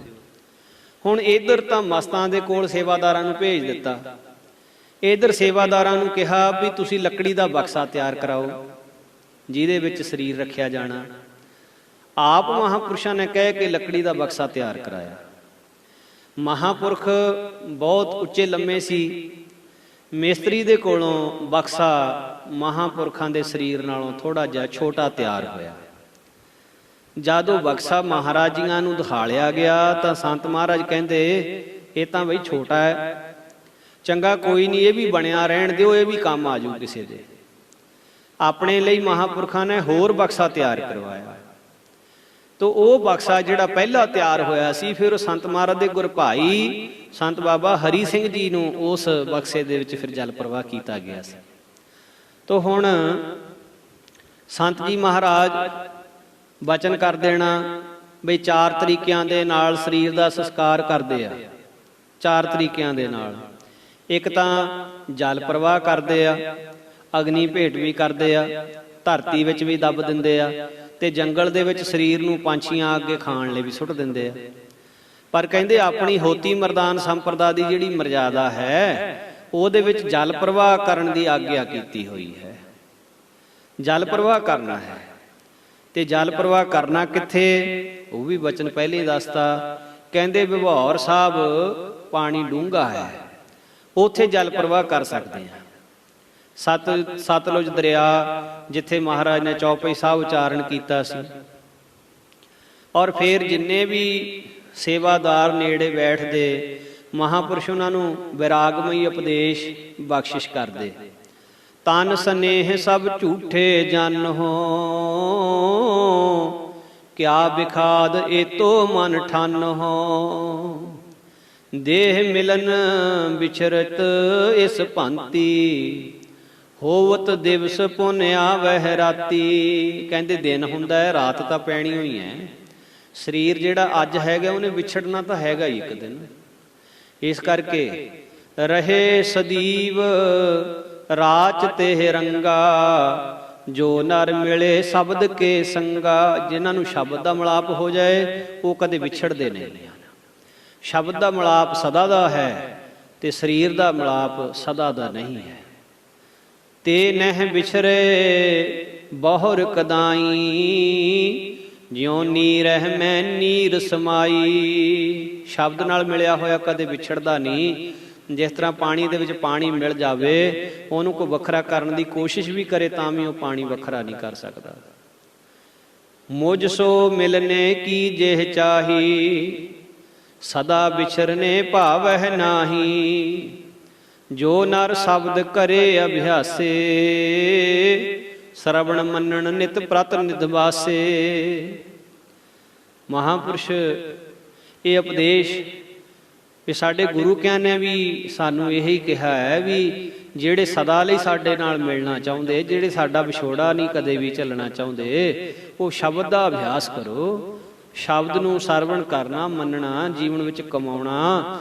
ਜਿਹੜੇ ਸ਼ਬਦ ਨੂੰ ਮੰਨਣਗੇ, ਸ਼ਬਦ ਦੀ ਕਮਾਈ ਕਰਨਗੇ, ਉਹਨਾਂ ਨੂੰ ਸਦਾ ਦਾ ਮਿਲਾਪ ਹੋ ਜਾਏਗਾ, ਸਦਾ ਦਾ ਮੇਲਾ ਹੋਏਗਾ ਉਹਨਾਂ ਦਾ।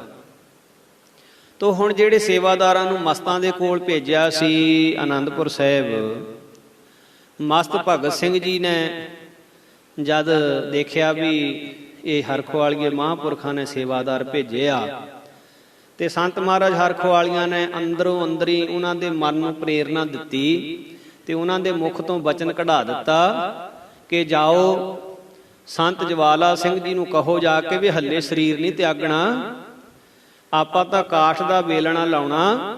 ਤੇ ਜਵਾਲਾ ਸਿੰਘ ਨੇ ਤੇ ਮੈਂ ਜਿਹੜਾ ਕਮਾਦ ਪੀੜ ਕੇ ਸੰਗਤਾਂ ਨੂੰ ਰਸ ਪਿਲਾਉਣੀ ਆ।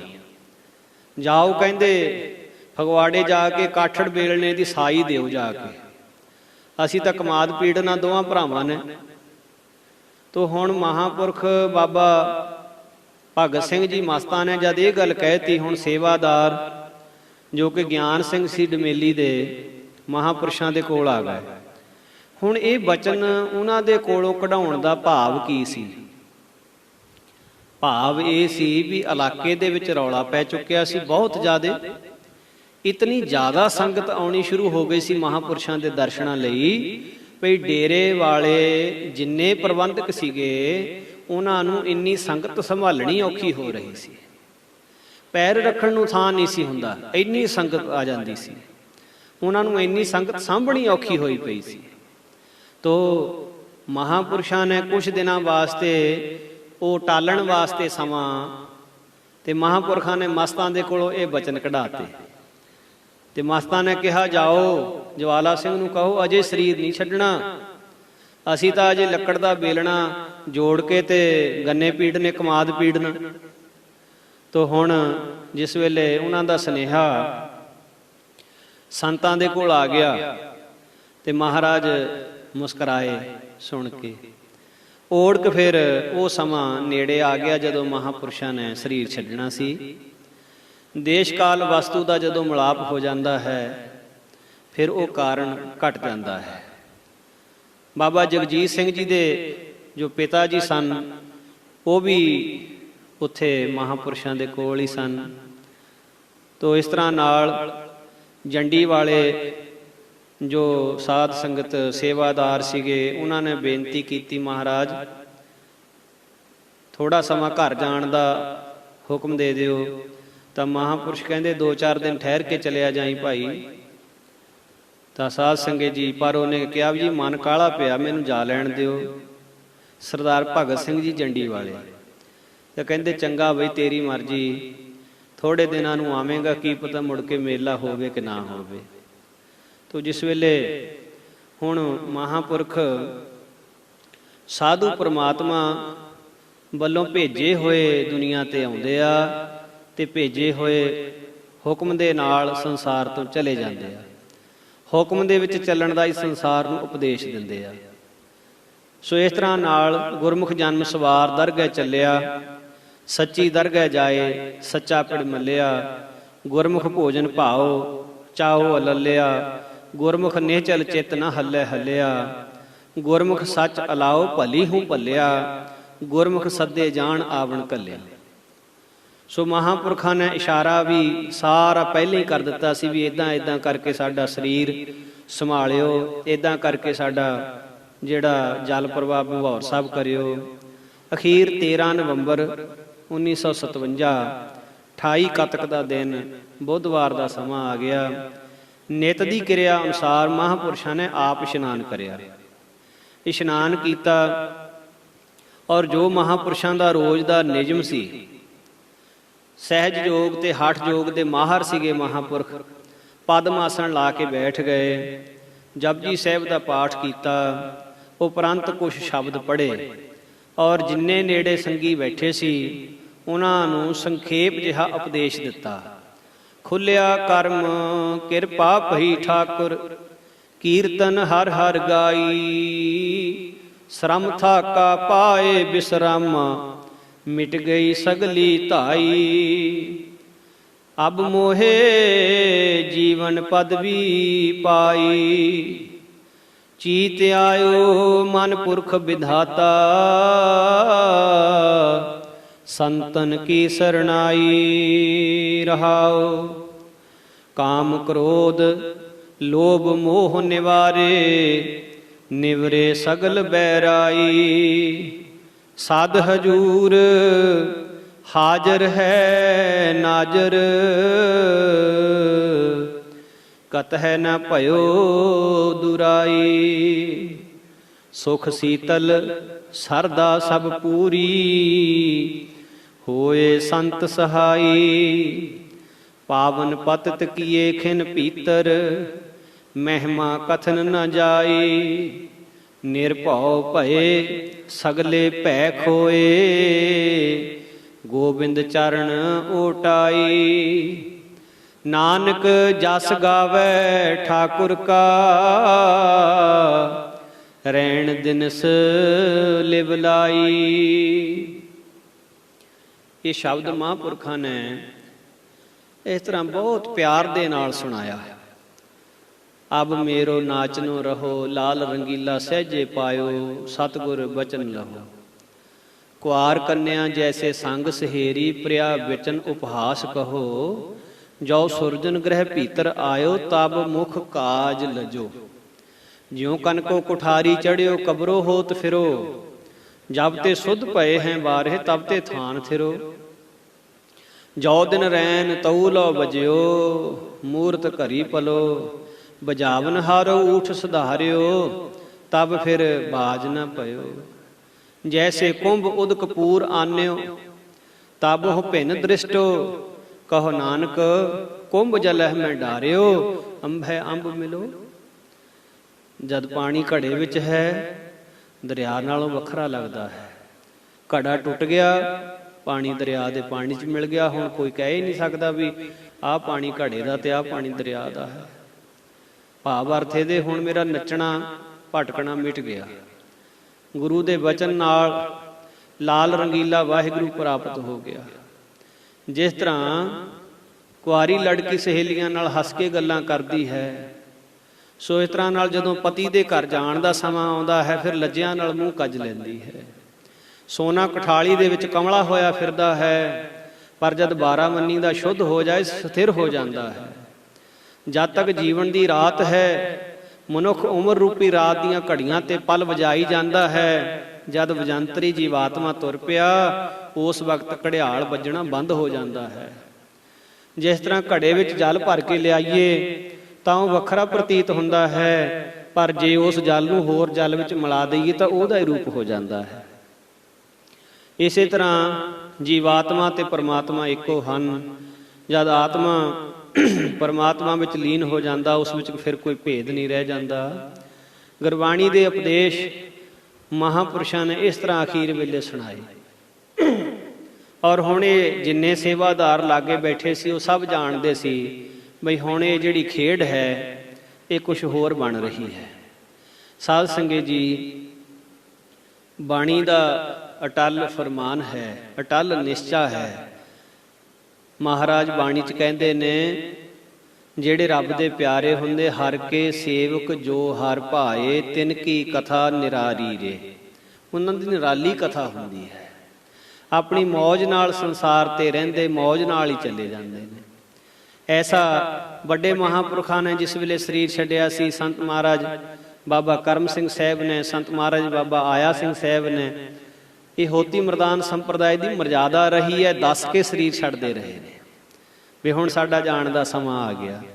ਸੰਤ ਮਹਾਰਾਜ ਰਾੜਾ ਸਾਹਿਬ ਵਾਲਿਆਂ ਨੇ ਜਦੋਂ ਸਰੀਰ ਛੱਡਿਆ ਸੀ, ਉਹਨੇ ਵੀ ਕਈ ਦਿਨ ਪਹਿਲਾਂ ਵਚਨ ਕਰ ਦਿੱਤਾ ਸੀ, ਪਰ ਸੰਤ ਬਾਬਾ ਮਹਿੰਦਰ ਸਿੰਘ ਜੀ ਜਥੇਦਾਰ ਜੀ ਜਰਗ ਵਾਲੇ ਮਹਾਂਪੁਰਖ, ਜਿਨ੍ਹਾਂ ਨੇ 50 ਸਾਲ ਦਾ ਸਮਾਂ ਢੋਲਕੀ ਵਜਾਈ ਸੰਤ ਮਹਾਰਾਜ ਰਾੜੇ ਵਾਲਿਆਂ ਨਾਲ, ਉਹਨਾਂ ਨੇ ਮਾਲਿਸ਼ ਕਰਦਿਆਂ ਬੇਨਤੀ ਕੀਤੀ ਸੀ, ਮਹਾਰਾਜ ਆਪਣੀ ਹੋਤੀ ਮਰਦਾਨ ਸੰਪਰਦਾ ਦੀ ਮਰਜ਼ਾਦਾ ਹੈ ਵੀ ਗਰੀਬ ਨਵਾਜ ਦੱਸ ਕੇ ਸਾਧੂ ਜਾਂਦੇ ਹਨ, ਆਪ ਜੀ ਕਿਤੇ ਚੁੱਪ ਚੁਪੀਤੇ ਨਾ ਚਲੇ ਜਾਇਓ। ਤਾਂ ਮਹਾਰਾਜ ਜੀਆਂ ਨੇ ਕਿਹਾ ਸੀ ਵੀ ਹੁਣ ਸਮਾਂ ਨਹੀਂ ਰਿਹਾ ਦੱਸਣ ਦਾ, ਹੁਣ ਤਾਂ ਸਮਾਂ ਹੀ ਹੋਰ ਆ ਗਿਆ ਵੀ ਜਦੋਂ ਜਾਵਾਂਗੇ ਚੌਂਕੜਾ ਮਾਰ ਕੇ ਬੈਠੇ ਜਾਵਾਂਗੇ, ਇੰਨੀ ਗੱਲ ਦੱਸ ਦਿੰਦੇ। ਤੋ ਇਸ ਤਰ੍ਹਾਂ ਨਾਲ ਸਮੇਂ ਅਨੁਸਾਰ ਸੰਤ ਮਹਾਰਾਜ ਨੇ ਜਦੋਂ ਸਰੀਰ ਛੱਡਿਆ ਸੀ, ਬਾਬਾ ਈਸ਼ਰ ਸਿੰਘ ਜੀ ਨੇ ਵੀ, ਉਹ ਵੀ ਚੌਂਕੜਾ ਮਾਰ ਕੇ ਬੈਠੇ, ਨਾਮ ਜਪਦੇ ਸੰਸਾਰ ਤੋਂ ਆਪਣਾ ਆਪ ਅਲੋਪ ਕੀਤਾ ਸੀ ਉਹਨਾਂ ਨੇ। ਹੁਣ ਇੱਧਰ ਮਹਾਰਾਜ ਜੀ ਸੰਤ ਬਾਬਾ ਜਵਾਲਾ ਸਿੰਘ ਸਾਹਿਬ ਜੀ ਵੀ ਚੌਂਕੜਾ ਲਾ ਕੇ ਬੈਠੇ ਤੇ ਉਪਦੇਸ਼ ਜਿਸ ਵੇਲੇ ਦਿੱਤਾ, ਸੁਣਾਇਆ ਸਾਰਿਆਂ ਨੂੰ, ਬਹੁਤ ਬੈਰਾਗਮਈ ਬਚਨ ਕੀਤੇ, ਦੱਸਣਾ ਕਰਿਆ ਬਈ ਹੁਣ ਸਾਡਾ ਜਾਣ ਦਾ ਸਮਾਂ ਆ ਗਿਆ।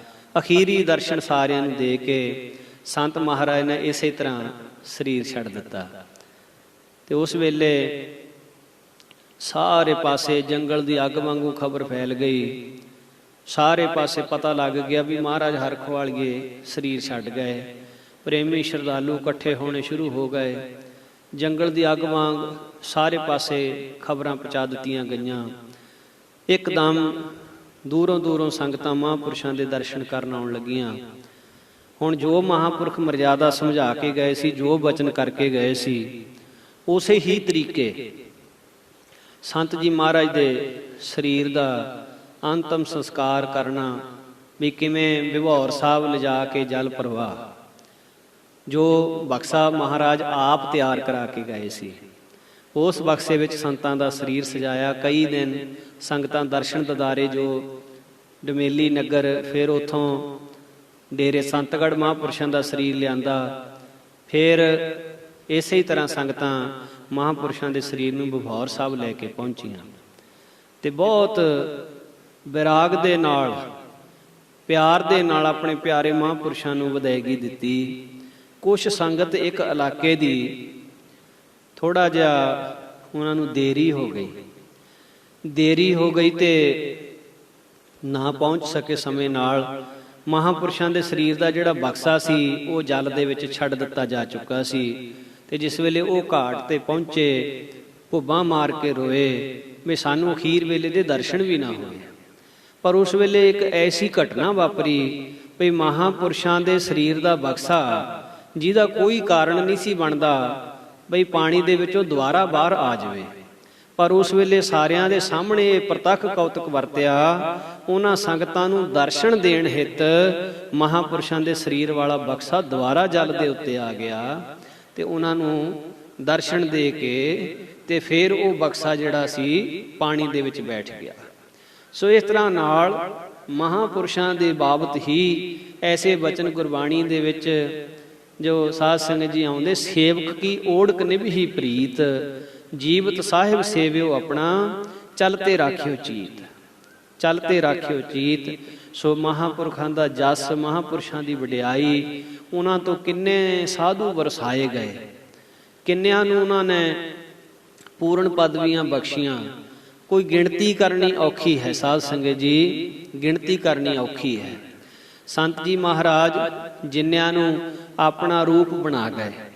ਪਿਛਲੇ ਦਿਨਾਂ ਵਿੱਚ ਆਪ ਜੀ ਨੇ ਕਥਾ 'ਚ ਸੁਣਿਆ ਸੀ ਵੀ ਜਿਸ ਵੇਲੇ ਮਹਾਂਪੁਰਖ ਉਦਾਸੀ ਸਾਧੂਆਂ ਕੋਲੇ ਬੈਠੇ ਸੀ, ਉੱਥੇ ਉਹਨਾਂ ਨੇ ਬਚਨ ਕੀਤਾ ਸੀ, ਬੇਨਤੀ ਕੀਤੀ ਸੀ ਮਹਾਰਾਜ ਵੀ ਆਪਣੇ ਵਰਗੇ ਘੱਟੋ ਘੱਟ 5 ਸਾਧੂ ਤਿਆਰ ਕਰਕੇ ਜਾਇਓ, 5 ਸਾਧੂ। ਤੇ ਸੰਤ ਜੀ ਮਹਾਰਾਜ ਨੇ ਆਪਣੇ ਜੀਵਨ ਵਿੱਚ 5 ਨਹੀਂ, ਪਤਾ ਨਹੀਂ ਕਿੰਨੇ ਕੁ ਸਾਧੂ ਆਪਣੇ ਵਰਗੇ ਬਣਾਤੇ। ਸੰਤ ਬਾਬਾ ਬਹਾਲ ਸਿੰਘ ਜੀ, ਸੰਤ ਬਾਬਾ ਜਾਨਕ ਸਿੰਘ ਜੀ, ਸ਼੍ਰੀਮਾਨ ਸੰਤ ਬਾਬਾ ਜੱਗਾ ਸਿੰਘ ਜੀ ਔਰ ਸਾਧ ਸੰਗਤ ਜੀ, ਡੇਰੇ ਦੇ ਨਾਲ ਹੋਰ ਜਿਤਨੇ ਵੀ ਸਾਧੂ, ਜਿਤਨੇ ਵੀ ਨਾਵਾਂ ਦਾ ਜ਼ਿਕਰ ਆਪ ਜੀ ਪਿੱਛੇ ਇਤਿਹਾਸ ਵਿੱਚ, ਜੀਵਨ ਸਾਖੀ ਵਿੱਚ ਸਰਵਣ ਕਰ ਚੁੱਕੇ ਹੋ। ਔਰ ਇਸ ਵੇਲੇ ਸਾਡੇ ਸੰਤ ਜੀ ਮਹਾਰਾਜ ਸੰਤ ਬਾਬਾ ਸਤਪਾਲ ਸਿੰਘ ਜੀ ਸਾਰੀ ਵਾਲੇ ਮਹਾਂਪੁਰਖ, ਜੋ ਜੋ ਜੀਵਨ ਦੇ ਵਿੱਚ ਆਪਾਂ ਸੰਤ ਮਹਾਰਾਜ ਦਾ ਪੜ੍ਹਿਆ ਹੈ ਵੀ ਕਿਵੇਂ ਦਾ ਉਹਨਾਂ ਦਾ ਸੁਭਾਅ ਸੀ, ਕਿਵੇਂ ਦੇ ਉਹਨਾਂ ਦੇ ਜੀਵਨ ਦੇ ਕੌਤਕ ਸਨ, ਕਿਵੇਂ ਦਾ ਉਹ ਸੰਗਤ ਦੇ ਨਾਲ ਵਰਤਾਰਾ ਰੱਖਦੇ ਸਨ, ਕਿਸ ਤਰ੍ਹਾਂ ਨਿਮਰਤਾ ਵਿੱਚ ਰਹਿੰਦੇ ਸਨ, ਗਰੀਬੀ ਵਿੱਚ ਰਹਿੰਦੇ ਸਨ। ਤੇ ਜੋ ਸਾਧ ਸੰਗਤ ਜੀ ਸੰਤ ਬਾਬਾ ਸਤਪਾਲ ਸਿੰਘ ਜੀ ਮਹਾਰਾਜ ਦੇ ਜੀਵਨ ਦੇ ਵਿੱਚ ਅਸੀਂ ਇਹ ਸਾਰੀਆਂ ਘਟਨਾਵਾਂ, ਸਾਰਾ ਕੁਝ ਇਸੇ ਤਰ੍ਹਾਂ ਮਹਿਸੂਸ ਕਰਿਆ ਵੀ ਜਿਵੇਂ ਉਹਨਾਂ ਨੇ ਵੱਡਿਆਂ ਮਹਾਂਪੁਰਸ਼ਾਂ ਦੀ ਸੰਗਤ ਕੀਤੀ ਔਰ ਉਹਨਾਂ ਵਾਲੇ ਸਾਰੇ ਗੁਣ ਅਪਣਾਏ ਹਨ। ਨਿਮਰਤਾ, ਗਰੀਬੀ ਦੇ ਵਿੱਚ ਰਹਿਣਾ ਔਰ ਹਰ ਹਾਲਤ ਦੇ ਵਿੱਚ ਬਿਲਕੁਲ ਕਿਸੇ ਕਿਸਮ ਦੀ ਪਰਵਾਹ ਨਹੀਂ ਕਰਨੀ, ਆਏ ਦਾ ਹਰਖ ਨਹੀਂ ਤੇ ਗਏ ਦਾ ਸੋਗ ਨਹੀਂ। ਸਾਧ ਸੰਗਤ ਜੀ, ਇਹ ਬਾਬਾ ਜਵਾਲਾ ਸਿੰਘ ਸਾਹਿਬ ਦੀ ਕਿਰਪਾ ਹੈ, ਬਾਬਾ ਜਵਾਲਾ ਸਿੰਘ ਸਾਹਿਬ ਦੀ ਬਖਸ਼ਿਸ਼ ਵੀ ਉਹਨਾਂ ਨੇ ਆਪਣੇ ਸੇਵਾਦਾਰਾਂ ਨੂੰ ਵੀ ਆਪਣੇ ਵਰਗੇ ਹੀ ਬਣਾ ਲਿਆ, ਆਪਣੇ ਵਰਗੇ ਬਣਾ ਲਿਆ। ਸੋ ਇਸ ਤਰ੍ਹਾਂ ਨਾਲ ਮਹਾਰਾਜ ਮਿਹਰ ਕਰਨ। ਇਹ 28 ਦਿਨ ਦਾ ਸਮਾਂ ਮਹਾਰਾਜ ਨੇ ਆਪਾਂ ਨੂੰ ਬੈਕੁੰਠ ਦਾ ਸਮਾਂ ਬਖਸ਼ਿਸ਼ ਕੀਤਾ। ਸੁਰਤੀ ਦੇ ਨਾਲ ਮਹਾਂਪੁਰਖਾਂ ਦੇ ਆਪਾਂ ਸਾਰੀ ਦਰਸ਼ਨ ਕਰਦੇ ਰਹੇ। ਆਓ ਜਿਤਨੇ ਵੀ ਸਰੀਰ ਜੁੜੇ ਹੋਏ ਹੋ, ਮਹਾਂਪੁਰਸ਼ਾਂ ਦੇ ਪਿਆਰ ਦੇ ਵਿੱਚ ਇੱਕ ਸ਼ਬਦ, ਇੱਕ ਧਾਰਨਾ ਰੂਪ ਦੇ ਵਿੱਚ ਆਪਾਂ ਸਾਰਿਆਂ ਨੇ ਬੋਲਣਾ ਹੈ, ਇੱਕ ਅਰਦਾਸ ਕਰਨੀ ਹੈ, ਇੱਕ ਅਰਦਾਸ, ਇੱਕ ਅਰਜ਼ੋਈ ਕਰਨੀ ਹੈ, ਇੱਕ ਤਰਲਾ ਕਰਨਾ ਮਹਾਰਾਜ ਦੇ ਅੱਗੇ, ਸੱਚੇ ਪਾਤਸ਼ਾਹ ਸਾਡੀ ਮੱਤ ਬੜੀ ਹੋਛੀ ਹੈ, ਵਿਵੇਕ ਬੁੱਧ ਤੋਂ ਅਸੀਂ ਹੀਣੇ ਹਾਂ, ਆਪਣੇ ਯਤਨਾਂ ਦੇ ਨਾਲ, ਆਪਣੀ ਤਾਕਤ ਦੇ ਨਾਲ ਅਸੀਂ ਜੁੜੇ ਨਹੀਂ ਰਹਿ ਸਕਦੇ। ਸਾਡੇ ਤੇ ਤਰਸ ਕਰਿਓ, ਸਾਡੇ ਤੇ ਮਿਹਰ ਕਰਿਓ। ਹੋ ਕਿਰਪਾਲ ਸੁਆਮੀ ਮੇਰੈ, ਸੰਤਾਂ ਸੰਗ ਬਿਹਾਵੈ, ਤੁਦੋਂ ਭੁੱਲੇ ਸੇ ਜਮ ਜਮ ਮਰਦੇ, ਤਿਨ ਕਦੇ ਨਾ ਚੁੱਕਣ ਆਵੈ। ਸਾਡੇ ਤੇ ਮਿਹਰ ਕਰਿਓ, ਤਰਸ ਕਰਿਓ ਬਈ ਅਸੀਂ ਆਪ ਜੀ ਦੇ ਪਿਆਰਿਆਂ ਦੇ ਨਾਲ ਨਿਭਾ ਸਕੀਏ, ਸਾਡੀ ਨਿਭ ਜਾਵੇ, ਐਸੀ ਮਿਹਰ ਕਰਿਓ, ਕਿਰਪਾ ਕਰਿਓ ਜੀ। ਜਿੱਥੇ ਜਿੱਥੇ ਵੀ ਜਿਵੇਂ ਜਿਵੇਂ ਵੀ ਆਪ ਜੀ ਜੁੜੇ ਬੈਠੇ ਹੋ, ਹਾਜ਼ਰੀ ਸਾਰਿਆਂ ਦੀ ਦਰਗਾਹ ਵਿੱਚ ਲੱਗਣੀ ਹੈ ਤੇ ਸਾਰੇ ਨਾਲ ਬੋਲਣ ਦਾ ਯਤਨ ਕਰਿਓ। ਸੰਤਾਂ ਸੰਗ ਬਿਹਾਵੇ ਮੇਰੀ, ਸੰਤਾਂ ਸੰਗ ਬਿਹਾਵੇ, ਸੰਤਾਂ ਸੰਗ ਬਿਹਾਵੇ ਮੇਰੀ, ਸੰਤਾਂ ਸੰਗ ਬਿਹਾਵੇ, ਸੰਗ ਬਿਹਾਵੇ ਮੇਰੀ, ਸੰਤਾਂ ਸੰਗ ਬਿਹਾਵੇ, ਸੰਤਾਂ ਸੰਗ ਬਿਹਾਵੇ ਮੇਰੀ, ਸੰਤਾਂ ਸੰਗ ਬਿਹਾਵੇ, ਸੰਤਾਂ ਸੰਗ ਬਿਹਾਵੇ ਮੇਰੀ, ਸੰਤਾਂ ਸੰਗ ਬਿਹਾਵੇ, ਸੰਤਾਂ ਸੰਗ ਬਿਹਾਵੇ ਮੇਰੀ, ਸੰਤਾਂ ਸੰਗ ਬਿਹਾਵੇ, ਸੰਤਾਂ ਸੰਗ ਬਿਹਾਵੇ ਮੇਰੀ, ਸੰਤਾਂ ਸੰਗ ਬਿਹਾਵੇ, ਸੰਤਾ ਸੰਗ ਬਿਹਾਵੇ, ਮੇਰੀ ਸੰਤਾ ਸੰਗ ਬਿਹਾਵੇ। ਹੋ ਕਿਰਪਾਲ ਸੁਆਮੀ ਮੇਰੇ, ਹੋ ਕਿਰਪਾਲ ਸੁਆਮੀ ਮੇਰੇ, ਕਿਰਪਾਲ ਸੁਆਮੀ ਮੇਰੇ, ਹੋ ਕਿਰਪਾਲ ਸੁਆਮੀ ਮੇਰੇ। ਹੋ ਕਿਰਪਾਲ ਸੁਆਮੀ ਮੇਰੇ, ਹੋ ਕਿਰਪਾਲ ਸੁਆਮੀ ਮੇਰੇ। ਕਿਰਪਾਲ ਸੁਆਮੀ ਮੇਰੇ, ਹੋ ਕਿਰਪਾਲ ਸੁਆਮੀ ਮੇਰੇ। ਸੰਤਾਂ ਸੰਗ ਵਿਹਾਵੇ, ਮੇਰੀ ਸੰਤਾਂ ਸੰਗ ਵਿਹਾਵੇ। ਸੰਤਾਂ ਸੰਗ ਵਿਹਾਵੇ, ਮੇਰੀ ਸੰਤਾਂ ਸੰਗ ਵਿਹਾਵੇ। ਸੰਤਾਂ ਸੰਗ ਬਿਹਾਵੇ, ਮੇਰੀ ਸੰਤਾਂ ਸੰਗ ਬਿਹਾਵੇ। ਸੰਤਾਂ ਸੰਗ ਬਿਹਾਵੇ, ਮੇਰੀ ਸੰਤਾਂ ਸੰਗ ਬਿਹਾਵੇ।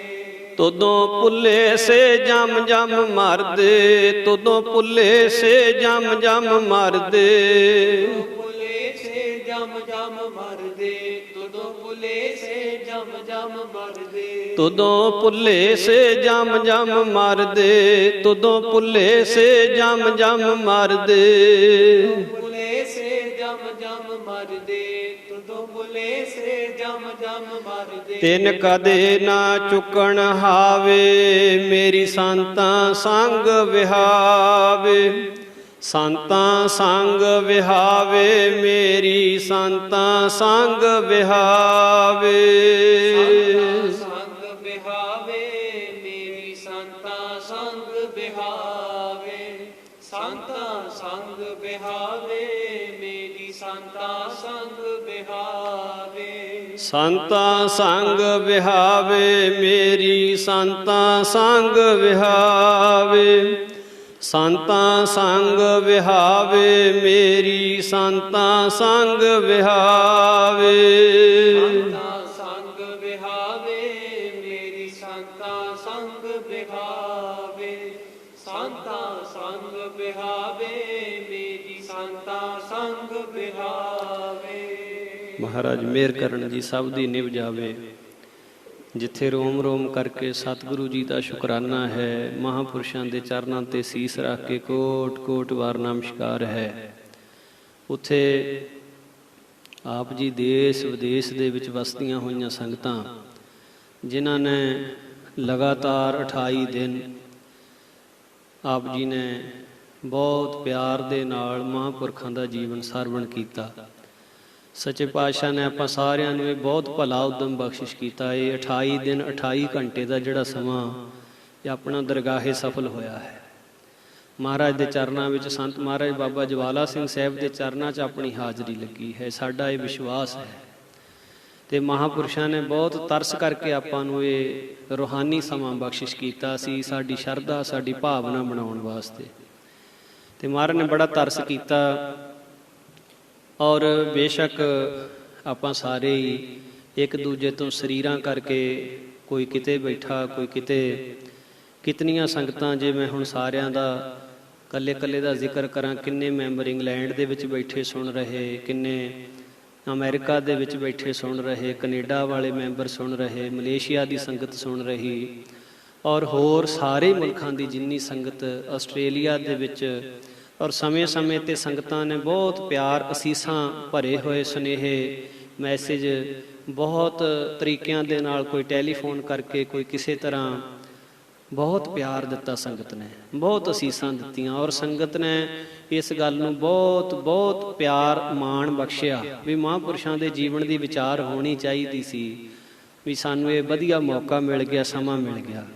ਸੋ ਜਿੱਥੇ ਗੁਰੂ ਮਹਾਰਾਜ ਦਾ, ਮਹਾਂਪੁਰਸ਼ਾਂ ਦਾ, ਗੁਰੂ ਕੀਆਂ ਸੰਗਤਾਂ ਦਾ ਧੰਨਵਾਦ ਹੈ, ਉੱਥੇ ਜਥੇ ਦੇ ਸਿੰਘਾਂ ਦਾ ਵੀ ਬਹੁਤ ਵਿਸ਼ੇਸ਼ ਧੰਨਵਾਦ ਇਸ ਕਰਕੇ ਹੈ ਕਿ ਇਤਨੀ ਗਰਮੀ ਦੇ ਮੌਸਮ ਦੇ ਵਿੱਚ ਵੀ ਮਹਾਰਾਜ ਨੇ ਇਹਨਾਂ ਨੂੰ ਉਦਮ ਬਖਸ਼ਿਆ। ਅਤੇ ਇਸ ਉਦਮ ਦਾ ਸਦਕਾ ਜੋ ਬੱਚੇ ਇਹ ਲਾਈਵ ਚਲਾਉਣ ਦੀ ਸੇਵਾ ਕਰਦੇ ਰਹੇ, ਆ ਕੇ ਲਾਈਵ ਦੇ ਵਿੱਚ ਕਿੰਨੀ ਸੰਗਤ ਜੁੜਦੀ ਸੀ। ਸਾਨੂੰ ਵਿਸ਼ੇਸ਼ ਕਰਕੇ ਕਈ ਸੰਗਤਾਂ ਨੇ ਕਿਹਾ ਵੀ ਉਹਨਾਂ ਬੱਚਿਆਂ ਦਾ, ਉਹਨਾਂ ਸਿੰਘਾਂ ਦਾ ਧੰਨਵਾਦ ਜ਼ਰੂਰ ਕਰਿਓ ਜਿਨ੍ਹਾਂ ਨੇ ਇਹ ਸਾਰੀ ਸੰਗਤ ਨੂੰ ਲਾਈਵ ਚਲਾ ਕੇ ਕਥਾ ਸੁਣਾਈ ਹੈ। ਔਰ YouTube ਦੇ ਉੱਤੇ ਇਹ ਸਦਾ ਵਾਸਤੇ ਕਥਾ ਮਹਾਰਾਜ ਦੀ ਕਿਰਪਾ ਦੇ ਨਾਲ ਰਹੇਗੀ। ਆਪ ਜੀ ਕਦੇ ਵੀ ਸੁਣ ਸਕਦੇ ਹੋ। ਔਰ ਆਪ ਜੀ ਨੇ ਇੱਕ ਡਿਊਟੀ ਕਰਨੀ ਹੈ, ਜਿਤਨੇ ਵੀ ਸਾਧੂ ਸੰਤਾਂ ਮਹਾਂਪੁਰਖਾਂ ਦੇ ਸੰਗੀ ਪ੍ਰੇਮੀ ਜਨ, ਕਿਸੇ ਵੀ ਸੰਤ ਮਹਾਂਪੁਰਖ ਕਿਸੇ ਵੀ ਸੰਪਰਦਾਇ ਦੇ ਹੋਣ, ਸਾਰੇ ਹੀ ਸਤਿਕਾਰਯੋਗ ਹਨ ਸਾਧ ਸੰਗਤ ਜੀ। ਔਰ ਜੋ ਅਸਲ ਮਾਇਨਿਆਂ ਦੇ ਵਿੱਚ ਰੱਬ ਜੀ ਨੂੰ ਪਿਆਰ ਕਰਨ ਵਾਲੇ ਹੁੰਦੇ ਨੇ, ਉਹ ਕਦੇ ਵੀ ਕਿਸੇ ਸਾਧੂਆਂ ਦੇ ਵਿੱਚ ਵਿਤਕਰਾ ਜਾਂ ਫਰਕ ਨਹੀਂ ਕਰਦੇ ਹੁੰਦੇ। ਤੇ ਇਸ ਕਰਕੇ ਆਪ ਜੀ ਨੇ ਇਹ ਡਿਊਟੀ ਕਰਨੀ ਹੈ ਵੀ ਇਹ 28 ਦਿਨ ਦੀ ਕਥਾ, 28 ਪਾਠ ਜਿਹੜੇ ਬਣਨੇ ਨੇ, ਇਹ ਤਕਰੀਬਨ ਮੇਰਾ ਖਿਆਲ ਵੀ 20-22 ਨੰਬਰ ਤੱਕ ਤੇ ਅਪਲੋਡ ਹੋ ਚੁੱਕੇ ਨੇ YouTube ਤੇ। ਬਾਕੀ ਜਿਹੜੇ ਰਹਿੰਦੇ ਨੇ ਉਹ ਵੀ ਸਿੰਘਾਂ ਨੇ ਥੋੜੇ ਦਿਨਾਂ ਦੇ ਵਿੱਚ ਹੀ ਕਰ ਦੇਣੇ ਆ। ਤੇ ਆਪ ਜੀ ਸ਼ਰਧਾਲੂ ਸੰਗਤਾਂ ਨੂੰ, ਪ੍ਰੇਮੀਆਂ ਨੂੰ ਆਪ ਜੀ ਇਹ ਸੁਨੇਹਾ ਦੇ ਸਕਦੇ ਹੋ ਵੀ ਬ੍ਰਹਮ ਗਿਆਨੀ ਸੰਤ ਬਾਬਾ ਜਵਾਲਾ ਸਿੰਘ ਸਾਹਿਬ ਦਾ ਜੇ ਕਿਸੇ ਦੇ ਮਨ ਵਿੱਚ ਜੀਵਨ ਸੁਣਨ ਦਾ, ਵਿਚਾਰਨ ਦਾ ਸ਼ੌਂਕ ਹੋਵੇ ਤਾਂ ਇਹ ਆਪ ਜੀ ਜ਼ਰੂਰ ਅੱਗੇ ਤੋਂ ਅੱਗੇ ਪ੍ਰਚਾਰ ਸਕਦੇ ਹੋ। ਇਹ ਵੀ ਇੱਕ ਵੱਡੀ ਸੇਵਾ ਹੈ। ਸੋ ਮਹਾਰਾਜ ਸਭ ਦੇ ਸਿਰ ਤੇ ਮਿਹਰ ਭਰਿਆ ਹੱਥ ਰੱਖਣ। ਸੋ ਸਾਡੀ ਇਤਨੀ ਕੁ ਹਾਜ਼ਰੀ ਪ੍ਰਵਾਨ ਕਰਿਓ। ਹੋਛੀ ਮਤ, ਥੋੜੀ ਮਤ, ਬੇਅੰਤ ਗਲਤੀਆਂ, ਬੇਅੰਤ ਹੀ ਭੁੱਲਾਂ ਹੋਈਆਂ। ਆਪ ਜੀ ਅਰਦਾਸ ਕਰਿਓ ਮਹਾਂਪੁਰਸ਼ਾਂ ਦੇ ਚਰਨਾਂ ਨਾਲ ਸਾਡੀ ਨਿਭ ਜਾਵੇ। ਮਹਾਰਾਜ ਦੇ ਦਰ ਘਰ ਦੀ ਪ੍ਰੀਤ ਲੱਗੀ ਰਵੇ। ਵੱਧ ਤੋਂ ਵੱਧ ਨਿਤਨੇਮ, ਭਗਤੀ, ਸੇਵਾ, ਸਿਮਰਨ, ਗੁਰੂ ਮਹਾਰਾਜ ਦੀ ਮਰਜ਼ਾਦਾ ਦੇ ਵਿੱਚ ਰਹਿਣ ਦੀ ਜਾਚ ਆ ਜਾਵੇ। ਇਹੋ ਹੀ ਸਾਡੀ ਬੇਨਤੀ ਹੈ। ਸੋ ਸਮਾਪਤੀ ਦੀ ਅਰਦਾਸ ਹੋਵੇਗੀ ਗੁਰੂ ਸਾਹਿਬ ਜੀ ਦੇ ਚਰਨਾਂ ਕਮਲਾਂ ਦੇ ਵਿੱਚ। ਇਸੇ ਤਰ੍ਹਾਂ ਆਪ ਜੀ ਨੇ ਅਸੀਸ ਬਖਸ਼ਣੀ ਜੀ। ਦੋਵੇਂ ਹੱਥ ਜੋੜ ਕੇ ਸੁਰਤੀ ਦੇ ਨਾਲ ਸਤਿਗੁਰੂ ਜੀ ਨੂੰ, ਮਹਾਂਪੁਰਖਾਂ ਨੂੰ ਨਮਸਕਾਰ ਕਰਦਿਆਂ ਹੋਇਆਂ ਫਤਿਹ ਦੀ ਸਾਂਝ ਪਾਉਣੀ ਹੈ। ਆਉਣ ਵਾਲੇ ਦਿਨਾਂ ਦੇ ਵਿੱਚ ਫਿਰ ਕੋਸ਼ਿਸ਼ ਕਰਾਂਗੇ। ਕਈ ਮੈਂਬਰਾਂ ਦੇ ਸੁਨੇਹੇ ਆਏ ਵੀ ਹੁਣ ਅੱਗੇ ਆਪ ਜੀ ਕੋਈ ਹੋਰ ਕਥਾ ਸ਼ੁਰੂ ਕਰੋ, ਪਰ ਥੋੜ੍ਹਾ ਜਿਹਾ ਵਿਚਾਲਾ ਪਾਉਣਾ ਹੈ ਹਜੇ, ਤੇ ਫਿਰ ਬਾਅਦ ਦੇ ਵਿੱਚ ਕੋਸ਼ਿਸ਼ ਕਰਾਂਗੇ ਕੁਝ ਸਮੇਂ ਦੀ ਤਬਦੀਲੀ ਜਾਂ ਜਿਵੇਂ ਵੀ ਹੋਇਆ ਆਪ ਜੀ ਨੂੰ ਅਪਡੇਟ ਦੱਸ ਦਿੱਤੀ ਜਾਏਗੀ। ਤੇ ਆਪਾਂ ਫਿਰ ਹੋਰ ਜਿਹੜੀ ਵੀ ਕਥਾ ਕਿਸੇ ਮਹਾਂਪੁਰਸ਼ਾਂ ਦਾ ਜੀਵਨ ਜਾਂ ਜਿਵੇਂ ਵੀ ਹੋਇਆ ਸੱਚੇ ਪਾਤਸ਼ਾਹ ਨੇ ਜਿਵੇਂ ਆਪਾਂ ਨੂੰ ਉਦਮ ਬਖਸ਼ਿਆ ਆਪਾਂ ਜ਼ਰੂਰ ਕਰਾਂਗੇ। ਇਹ ਸਾਂਝ, ਇਹ ਪਿਆਰ ਬਣਿਆ ਰਵੇ ਤੇ ਸਤਿਗੁਰੂ ਮਹਾਰਾਜ ਇਸੇ ਤਰ੍ਹਾਂ ਸਭ ਨੂੰ ਉਦਮ ਬਖਸ਼ਦੇ ਰਹਿਣ। ਹੋਈਆਂ ਭੁੱਲਾਂ ਦੀ ਮਾਫੀ ਬਖਸ਼ਦੇ ਹੋਏ ਗੁਰ ਫਤਿਹ ਦੀ ਸਾਂਝ ਪਾਓ। ਵਾਹਿਗੁਰੂ ਜੀ ਕਾ ਖਾਲਸਾ, ਵਾਹਿਗੁਰੂ ਜੀ ਕੀ ਫਤਿਹ।